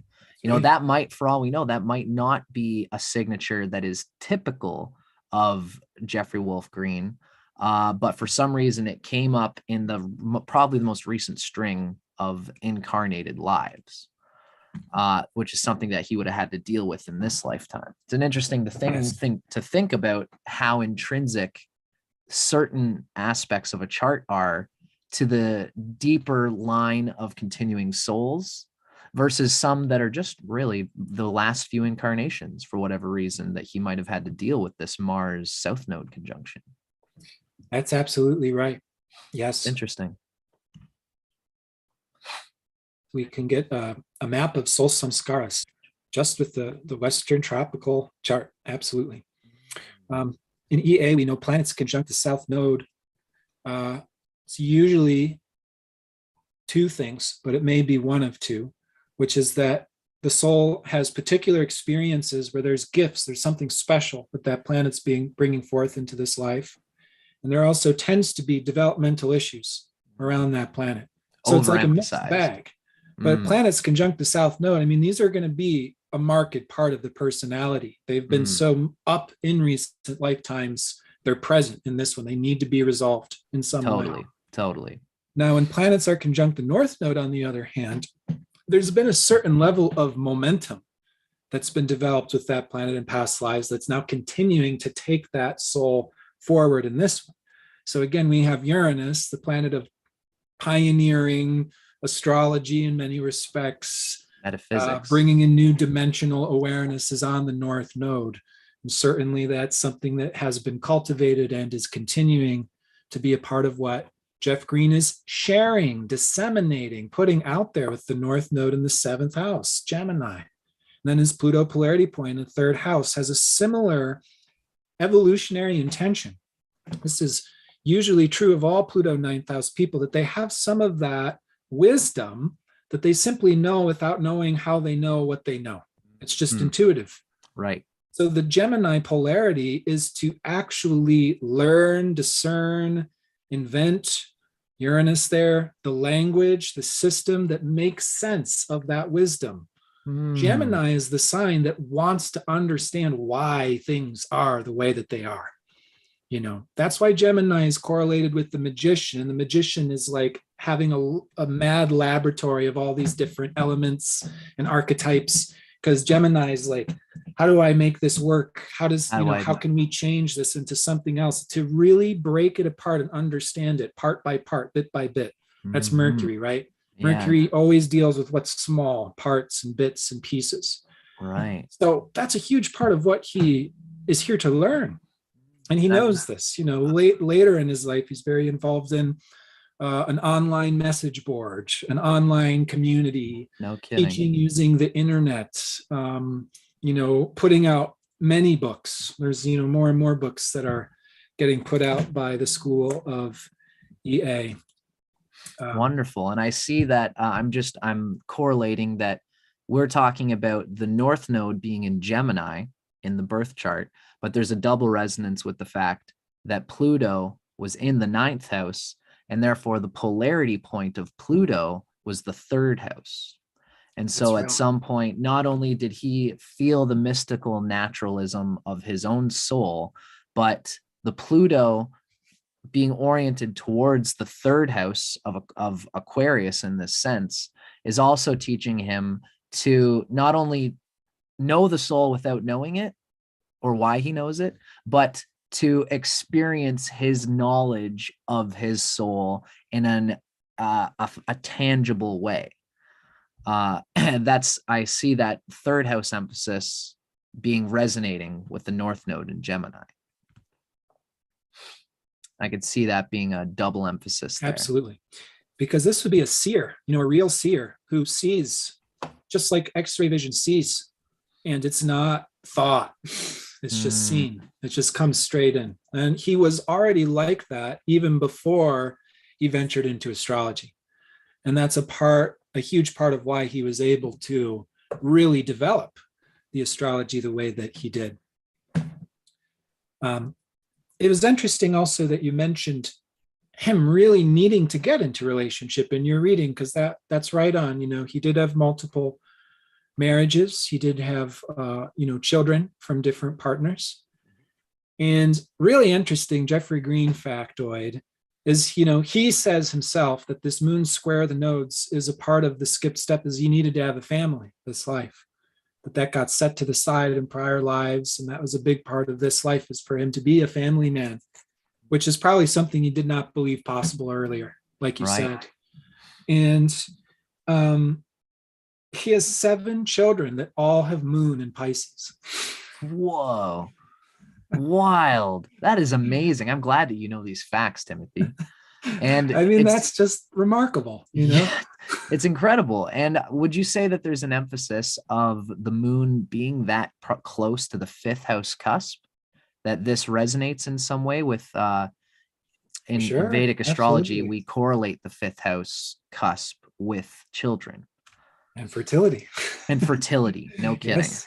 So I think you're right on with that. And it's nicely trying Jupiter and Venus. So wow, wonderful. Yeah. And one who really got deep into relationships. I think Jeff Green's true magnum opus is actually Pluto 2, which is the book on relationships. No kidding. I don't know. Look that up because I haven't read that one. Life would be like without that book. It would be very different. And I think that's honestly, like, the people who know me personally, that's what they're asking for. They want to know the relationship stuff because it just goes straight to the core. His book, Pluto 2, takes Pluto through the houses in the composite chart. Oh, man. It's really, really useful information. Yeah. Wonderful. So he probably speaks to it in the same way that he does, because in his first Pluto book, he mentions Pluto, where it is, and its polarity point, but he always mentions what it might mean to have the south node in a certain sign in relation to this house. Right. So I think that the reason why Jeffery Green is not so popular, but I'm sure you gained awareness of this quickly, is his books are not easy reads. Right. Yeah. Yeah. But that's the funny thing about astrology. Specifically, right. And he does that intentionally. He wanted to make books that were foolproof from becoming cookbooks or getting just copied and leaked to the mindless droves of astrologers, which we know to be the majority, to be honest. Yeah, more comfortable in a pattern than they are in the innovative truth of life as it really is. Not actually getting to the depth of it. Right. Yeah. So yeah. He uses all these personal examples because something he's so redundant about is that you cannot read a chart unless you meet the person and you get all of the information from the entire chart. There's no need to waste any time trying to interpret things when you don't have that information. So things change. It's like, I'll use a good example because I feel like people get really confused about Leo sometimes. It's like, oh, Leo, the most narcissistic sign in the world. Not necessarily. Mm-hmm. If you have a south node in Leo and Pluto's in the 12th house, or you have the south node in the 12th house and Pluto's in the 5th house, you get an entirely different type of Leo, which is the hero syndrome. The person who lays themselves low to be the hero for everybody else. And that's not narcissistic at all. Right. So yeah. To put Pluto house and the moon's nodes together is the real mastery alchemy of EA. It's really an archetypal way of interpreting astrology. It's like you see all the archetypes as paints, and it's like if we mix these paints, if we mix these archetypes together, then we get this mechanism, we get this reality. It's a huge part of how EA works. That totally makes sense. And the nodes are like base levels. We want to know that because while so many in pop astrology land are, of course, asking each other, what's your sun, moon, rising sign? And then that's what you are. I mean, that could be very misleading, depending Totally. on this deeper information.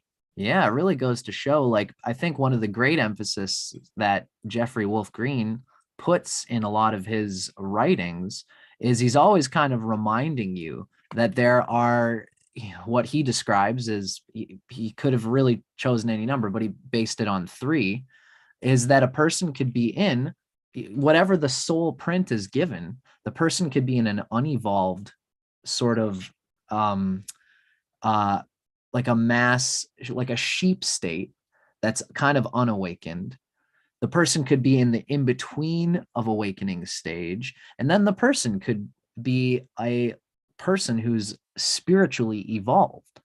And what state the person's spiritual evolution is going to change what we would call the gross denigrating elements of their placements. As for example, you mentioned with the Leo, not every Leo is going to abide by the negative archetypes that we always ascribe to it, depending on the soul data that's coming through the chart, particularly conveyed through Pluto and the South Node axis. That's and the things going right. between them. Another, and Jeffery Green was almost first and foremostly a spiritual teacher. I mean, he really taught philosophy.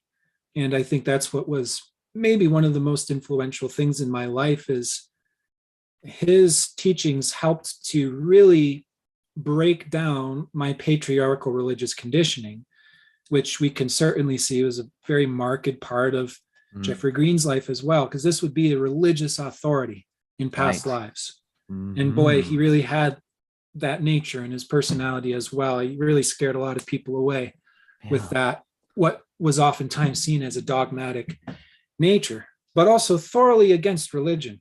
It's very interesting, the Sag paradox, which for those who know Sag people, you've probably seen that. Yeah, there's always that sort of fight. It's interesting that in Vedic astrology, we would convey that Aquarius is kind of holding the 3rd cusp there, if I'm not mistaken. Well, I guess it would be Capricorn, I should say. Capricorn is holding that 3rd cusp. And so Saturn is kind of ruling the 3rd and 4th house. Saturn being in that 9th house shows more of this emphasis that there's a 3rd house, a Saturnian confrontation with the authority of Leo in the 9th house. And Saturn and Leo can have difficulty because Leo and Aquarius are opposite, and Saturn is conveyed as being an enemy to the sun. So Saturn being in Leo is trying to understand things through the Capricornian sense, but then applying authority to it. And authority and reason often can have confrontations. So it's interesting to me that and teacher students, right, for sure, it's a confrontation of showing like how much do you really know what you know. And in the world of philosophy, this can be a confrontational energy. There's a lot of people who would have held on to their idea of religion, of philosophy, and of astrology. I'm sure he bummed out a lot of astrologers by saying, by the way, there's a lot more to this than you guys are conveying with the big 3, the rising sign, the sun sign, and the moon sign. I have to admit, I'm very fond of Jeffery Green's personality and teaching style, despite him being rough around the edges. And he was an exposer too. I mean, he talked about famous quote unquote gurus and spiritual leaders at the time that he was teaching, and would expose them as being fake or corrupt, charlatans. Yeah. And the other thing is, quite common for Saturn and Leo is someone who's not that outwardly obviously stereotypical Leo, right? So this was not someone who in any way, shape, or form liked attention. Right. Did he teach with authority? Yes, but Absolutely. He also very much was uncomfortable with the spotlight being on him. He always pointed the finger to Yukteswar, who supposedly dropped this dream on him as being the founder of EA. And this was a part of his teachings as well, is that any real spiritually evolved teacher is not going to point to themselves. Right. They're going to be connected to something. They're going to be connected to some lineage, whatever it may be. God, source is who gets pointed to when For someone's sure. in a spiritual stage of evolution.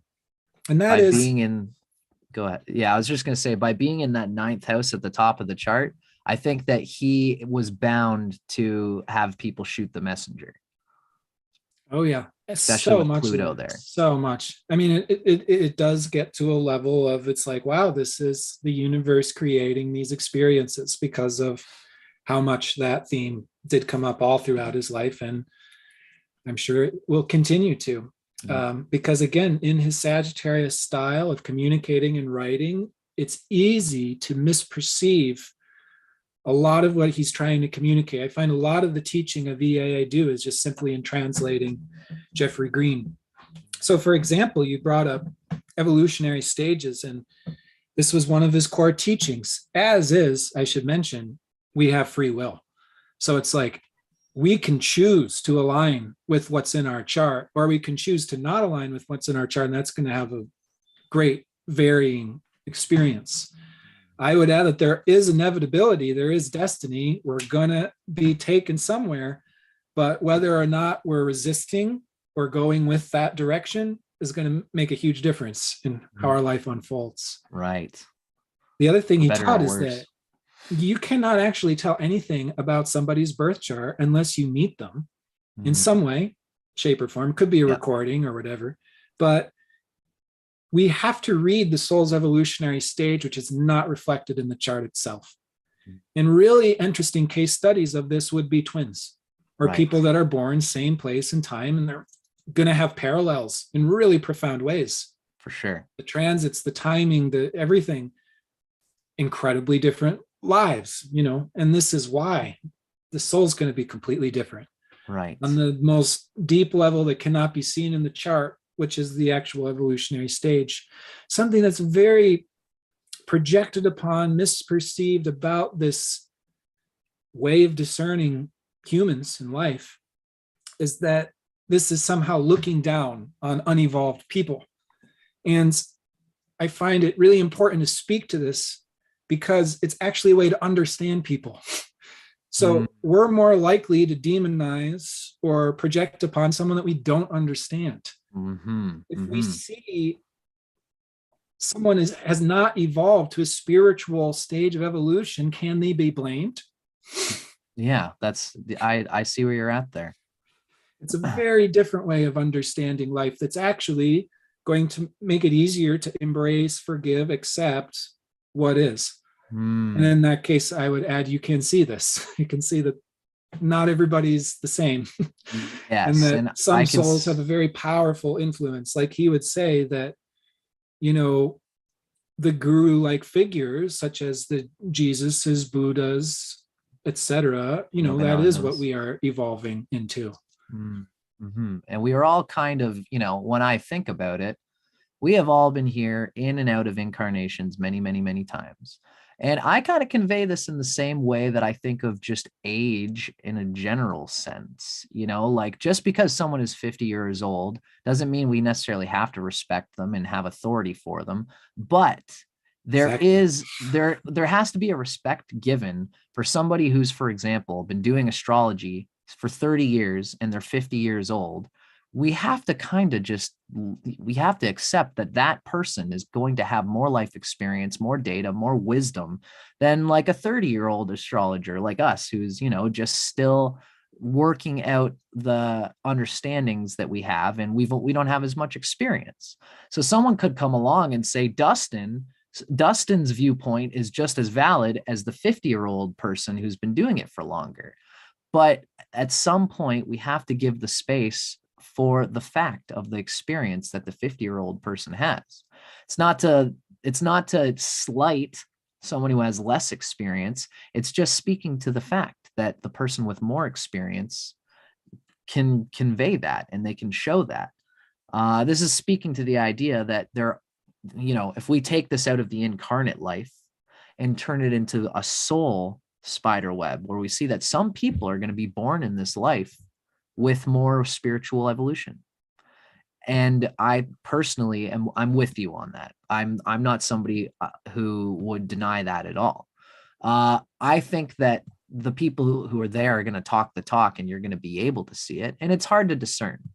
But I wouldn't say, for someone like Jeffery Wolf Green to say that there are people with more spiritual evolution who are born, I agree with them on that. And we get And different lessons, our life creates a different experience dependent on where we are in our state of evolution. Totally. And we can sympathize and empathize with both. The twin who is born, two twins are born, one is less evolved, the other's more evolved. The one who's more evolved does better than the one who's less involved. But there's an old Zen phrase. Well, that depends entirely on how you're evaluating better.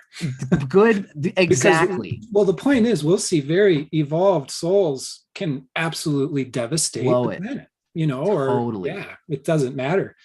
It's more complex. I do see that, Timothy. And the metaphor I often think about with this is an old Zen poem where they say that the blooming of a great oak, which lasts 1,000 years, there's a 1,000-year bloom for a great oak tree. It's the same as the blooming of a poinsettia, which happens in an afternoon and then closes in the evening. There's the same, even though the time of the great oak is much longer, the blooming is still the same phenomenon. I wonder if you see the image that I'm kind of getting at there. Oh yeah, I love it. Right? It's that's the point. It is nature, and I think nature is more that way than we sometimes see it or give credit to. It is just this unfolding. Yeah. Totally. And one person's unfolding, if it's unevolved, is just as important on the way to becoming evolved than someone who is evolved. From some level, it's all God. It's all the divine doing what the divine's doing. Absolutely. And I think that's an important point. Absolutely. And that's real compassion. I mean, we evolve into that understanding by continuing to live and bear witness. So absolutely. Very good. And this is a way, again, to understand, to put ourselves in the shoes of another person, of another soul. So this is in the endeavor of compassion and love and acceptance and forgiveness. But it's like, what we want to do as astrologers is to guide any soul to the next step, wherever they are in their evolutionary journey. And it is not an evaluation. It's not some are greater or less than. It's that people who are in a spiritual stage of evolution, they can show up in the world in the way that's going to reflect that. Someone who's in an individuated stage of evolution may actually contribute more goodness to the world by doing their thing on their stage. Right. That's the real life that we're getting to. Yeah. Beautiful, Timothy. Beautiful. You described that perfectly. So what do we go to next? My goodness. I love the way that you've conveyed everything here. Yeah, feel free to, if you have any other general chart points that you'd like to point out. Something I was wondering is if we had any sort of biographical picture that we could paint of Jeffery from all the points that we would kind of convey in this natal chart reading. Mm-hmm. Well, again, a very Scorpio person that probably never would have liked to have his birth chart studied by and large. But that being said, he did share his chart publicly anyway, so he knew what he was doing and what he was getting himself into. Right. But as I mentioned, the Saturn, Pluto, the loaded Scorpio, this was someone who really preferred to stay behind the scenes. And this, I think, also reflects his stage of evolution, which was, it's actually been really amazing teaching for me in particular, because it's almost like he understood the effectiveness is not in making something popular. This is not something that's going to be picked up or understood by the masses, and he knew that. So he remained behind the scenes. He didn't really want to be seen. He was never super outwardly involved in the Astro community. He did have his time there, but he kind of got in and got out. Always had the lone wolf nature. But that's been a large part of his life, is that he has been a very private man, Reclusive man. and he remains that way even to this day. But very, very, oh, that was the thing I wanted to mention, is we were talking about lifetimes.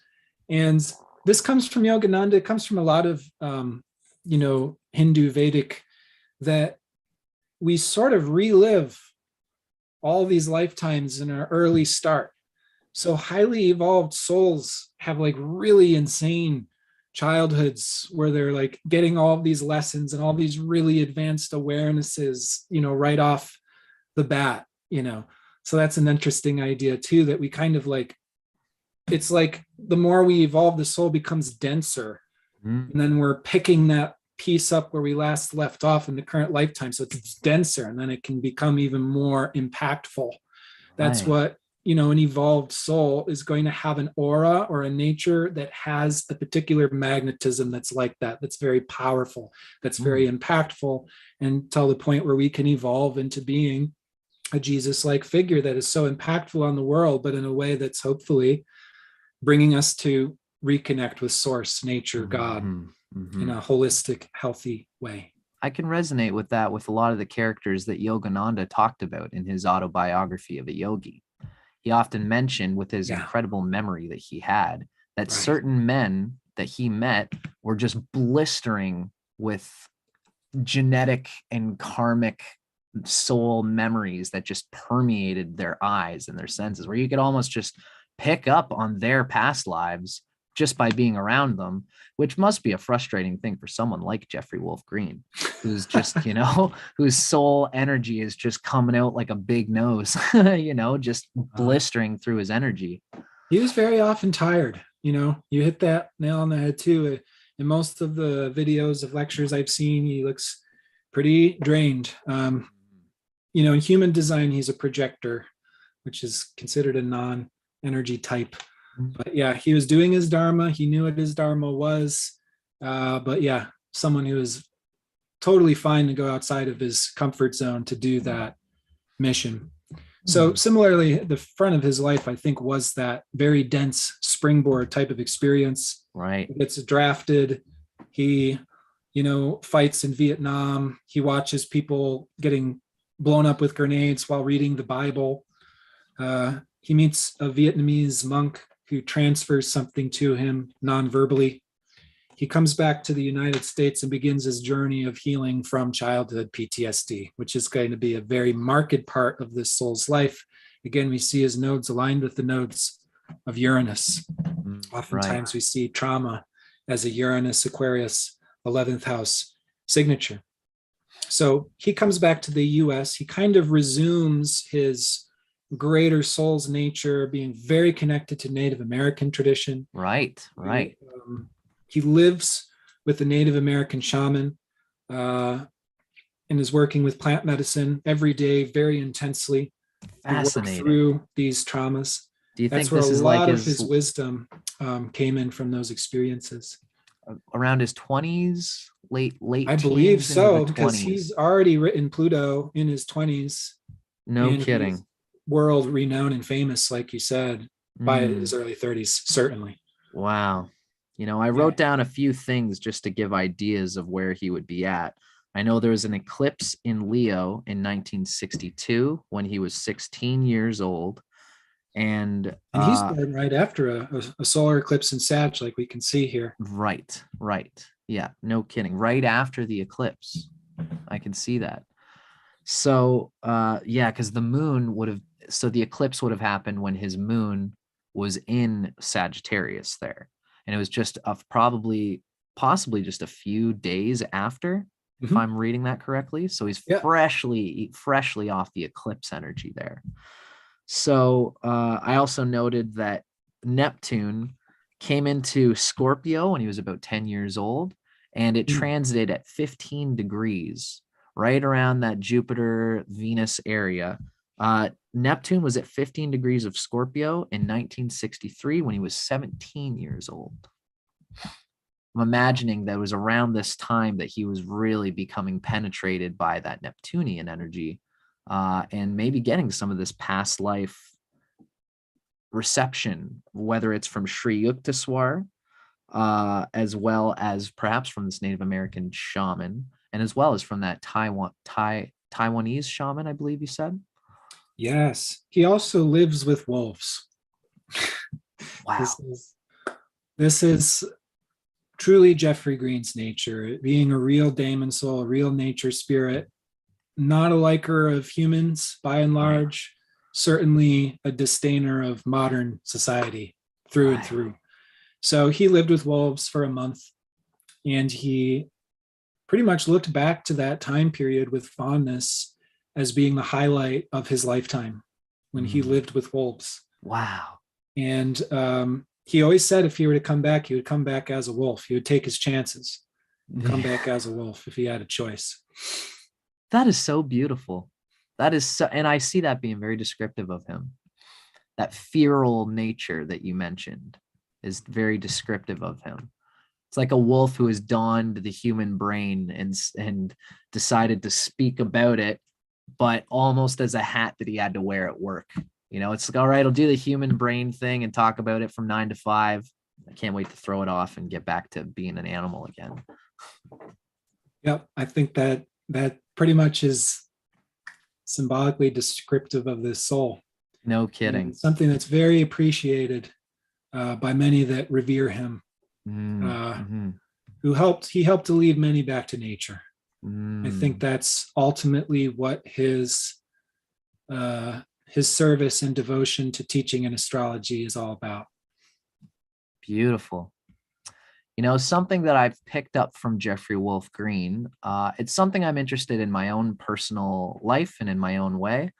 I'm somebody, and I'm not sure if you've been involved in this sort of consciousness, Timothy.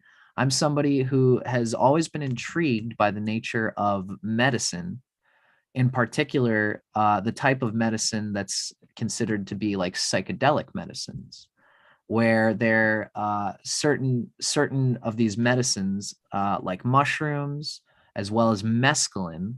I believe Jeffery Wolf has mentioned that he has dabbled with mescaline for whatever reason, whether he was called to it internally at a soul level and understood what he was getting into, or whether, like many of us, he just happened upon it and said, wow, this is revealing interesting soul things to me, and fell into it from there.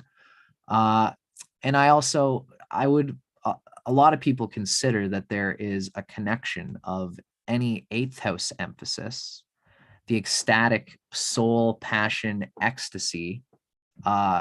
There's an emphasis of the 8th house, or at least a correlation of 8th house energy with psychedelic medicines. Would you be able to comment on this at all? And would you know that was this a big part of Jeffery Wolf Green's experience? For sure. Would love to comment on this. And as a little precursor to that, again, EA is a technique, it is a system of astrology, and that's, I think, the most valuable thing. But then from that, there is drawn all of this information, the age we live in, why the world is the way that it is, why human society evolved in the direction that it evolved into. All of this is really the core of EA. So when we're healing souls, that's actually the stuff we're digging into. That's a lot of the subject matter that is talked about, especially maybe on the EA message board, which I recommend to anybody who's interested. So, for example, sexuality was traditionally demonized by patriarchy. Right. This is a huge no-no that we're returning to nature. Everybody has different sexual nature. We're honoring that, the diversity in that, the liberation in that. That is an understanding of nature. Is that sex isn't actually bad? Who could have figured that one out? No kidding. Certainly not the people in the medieval era. And that in and of itself is, I think, the best reflection of what a downfall our human species is currently crawling out of. I mean, it's unbelievable. And then on so many levels, this what patriarchy and these old religious traditions created. Right. But psychedelics would be another one. This is demonized by our society, and by humans in any other point in time is known to be very powerful medicine. Right. So, Which is part of the reason probably why many of the hierarchical, patriarchal arbiters of yes, the established power systems probably would have frowned upon people getting into an understanding that their own nature, their own capacity is something that is useful, or in something, you know, absolutely. sex is probably demonized for similar reasons that psychedelics are. It's a pretty common thread in the psychedelic literature. I think you're right on with that. And that's getting to the heart of the evil and patriarchy is that level of control. Yeah, it's shoot, what was I going to say? Well, anyways, we know that Scorpio is specifically going to be the shamanic psychedelics, the ones that are going to make us purge. Right. Ayahuascas, the mescalines, you know, these are medicines that have such a Scorpio nature where you're really scraping the bottom of the barrel of the unconscious, the soul, and then you're purging that stuff out. You're catalyzing change. That's what I was going to say. Dane Rudhyar mentioned psychedelics. No way. Said is that psychedelics were a huge part of the incoming age of Aquarius. And honestly, Dane Rudhyar is an Aquarian seed soul. Like his writing, so ahead of its time, so pioneering. He's the true father of evolutionary astrology. He got it all started.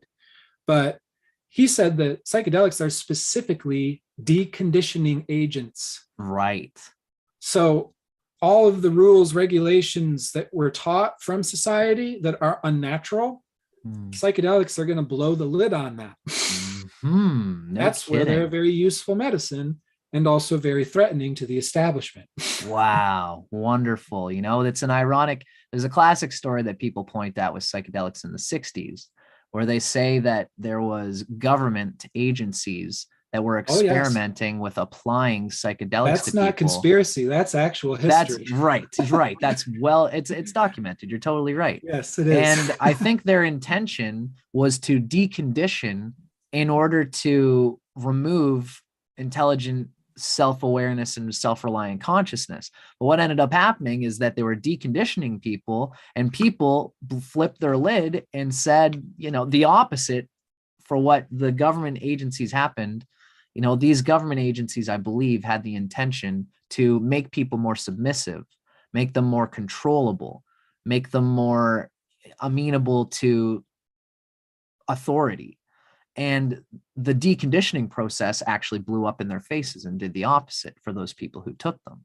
So long as those people weren't subjected to whatever weird shit those government agencies might have subjected them to. And there was. No doubt. It's kind of it's a sad. What just happened a few decades ago. It's like, yeah, that happened. It's like that is some really crazy stuff. There was a lot that happened there. No kidding, man, for sure. At least we got One Flew Over the Cuckoo's Nest came out of it. Yeah, beautiful, man. I love that you're into that literature. Oh, I certainly am. It's a big. I could have figured. Jump started my own evolutionary journey. Me too. I have a North Node in Aquarius in the 8th house, so if that's any depiction. Wow, there you go. There you go. There's that 8th house energy. My nodal return was an exciting time. No, sick. My first one. Must have been a wonderful time. Some things got ripped open. Cool. And what I'll say to Jeffery Green, who probably had some similar experiences, is after Vietnam War, he did specifically work with the Native American shaman with peyote, and he consumed peyote every day for a year. Wow. And peyote, mescaline, that is a medicine for healing PTSD.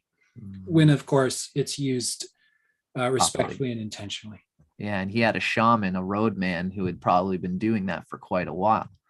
You know, the image of the roadman, I think in a lot of ways is very descriptive of this solo lone wolf figure that we've been talking about through Jeffery Wolf Green. It reminds me of the Carlos Castaneda figure of Don Juan in a lot of ways. Certainly the Sag archetype. Absolutely. No kidding. I mean, I think that archetype's very reflected in Native American culture, ancestry, you know, everything. That archetype's so present there. Beautiful. Beautiful. And you know what's funny about Sag is not really renowned for being talkers, you know? They're more that sort of doers, and they sort of will bluntly make something in a experienced sensual way that people can see, rather than going around trying to communicate about it in the Mercury way. It's here. It's what you see, it's what you get. Yeah. Mhm. Yeah. Wonderful. Wow, that's amazing. And that the fact that he was doing peyote for a year, this must have been, when we look at it, I don't know. I don't know exactly when he went to Vietnam or when he came back. But I'm assuming that when we look at it, I'd be curious to know how he got onto this idea, whether it was an intuitive thing or whether he was reading the literature of the world around him. Because Jeffery Wolf Green, being born in 1946, he turned 20 in 1966. So the consciousness of psychedelics was getting out there. And by the time he was in his young 20s, the 60s revolution was coming in from underneath his feet and was all around him. Yeah. And the emanations of the psychedelic revolutionary culture were all around him in his young, hungry 20s. Yeah. I don't think he was ever a hippie. He never joined that bandwagon. He really stuck out like a sore thumb. And much more of a mountain man, like you said, road man. And being kind of staunchly that way, which is something I really respect about him teaching when he did. He wasn't getting overly absorbed. I mean, again, this first house, he was really doing his own thing in his own way. Right. Really interesting. While we're on the topic, I can't recall exactly how long it was born here or after Jeffery Green. I think it's a month time difference is Terence McKenna. Wow. Right. So you're saying, so if I understand you correctly, you're saying Terence was born a month in the Either area before or after, I can't recall, but it's a very similar chart. I think he's a Scorpio, so that might have just been the month before. Yeah. But he could be Scorpio rising, so I guess I shouldn't hold on to that. But that's amazing that he's got very similar things going on here. And Terence would just be an interesting person for us even to dig through as well, because he's conveying a lot of the same things and probably has the outer planets and the nodes all conveyed in a relatively similar area. I don't know how all they would have gotten along, but it's interesting to think about. Totally. Very relevant, Timothy. Very cool. And it's interesting that Terence McKenna would have been born in his young 20s in the same era. So there was probably a lot of people at that time who could have, drank the Kool-Aid and been all about what was going on, but for reasons that were less Jupiterian and more mercurial, let's say, who were just trying to be involved with the revolution of psychedelics for its own sake. We need people like Jeffery Wolf Green, who are spiritualists in the soul, solo people who are not about the glamour first and foremost, who then delve into the psychedelic reality and can speak to it from a place of authority, not from a place of fad, hippie fascination with this fun new thing that's happening. Exactly. It's this Sag archetype again, and it's a Sag year, so Terence had it too. But yeah, these are souls that are going to know. They're going to have a know-it-all type nature. Just wait till the Pluto Sag people are coming into their, time. They're going to be unteachable. They're going to already know and be the teachers. No kidding. That's Sag. You must already know a few of them. I'm going out with a girl right now that's a Pluto Sag. These are the wildlings too. I'm excited kidding. to be knowing and meeting more of this generation. Indeed. Beautiful. That's a wonderful thing to even just convey there, Timothy. So cool. How are you feeling?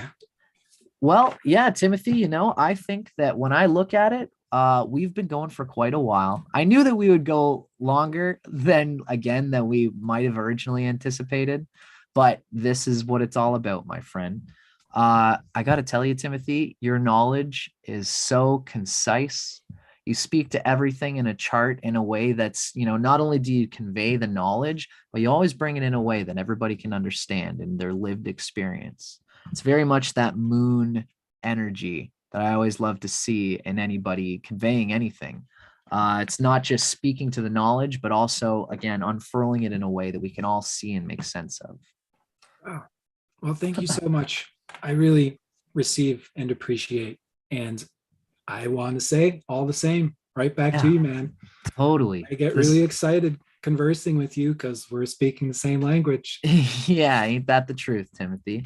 Now, for everybody watching, I kind of expected that me and Timothy would really go on a deep introspective, not introspective, but very deep insights into Jeffery Wolf Green's chart.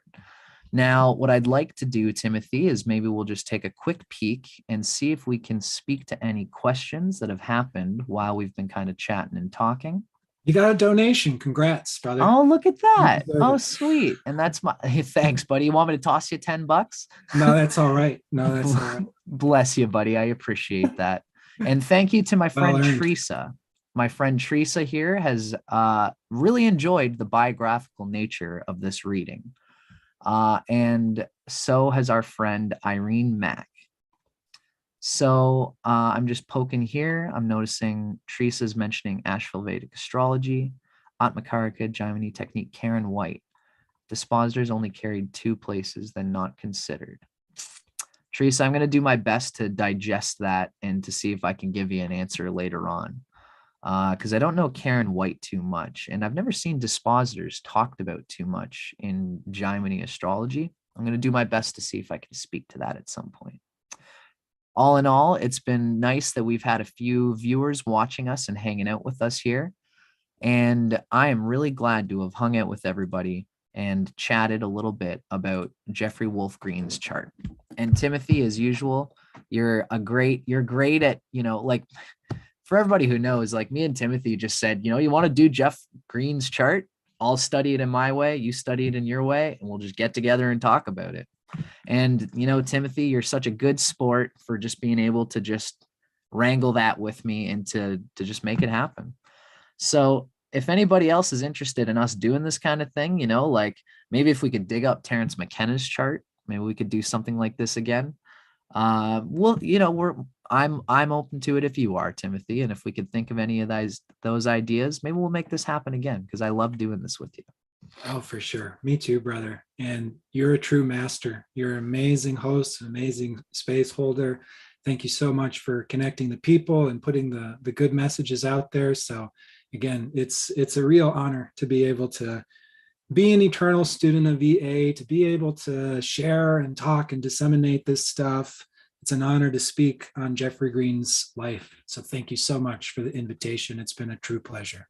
My pleasure. And I think that I'm really glad that we did it, because Jeffery Wolf Green is a very important aspect of the evolving consciousness of humanity, in my opinion, and certainly the evolving consciousness of astrology.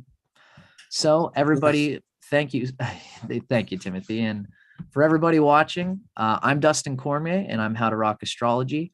We've been hanging out here today with my friend Timothy Halloran from RasaLeelaHealing.com. You can find Timothy on his website, and as well, I believe that your YouTube channel would be called Rasa Leela Healing. Is that correct? That's right. Wonderful. Thanks, y'all. Yep. And thanks everybody for coming. Feel free to check out Timothy's community, where he discusses everything we've just discussed in a very consistent and very informative way. Join the community, engage with us, be a part of it. It's always nice to take the headspace of astrology and bring it into an energetic experience with the community. And that's what we've got. That's what Timothy's got going on there.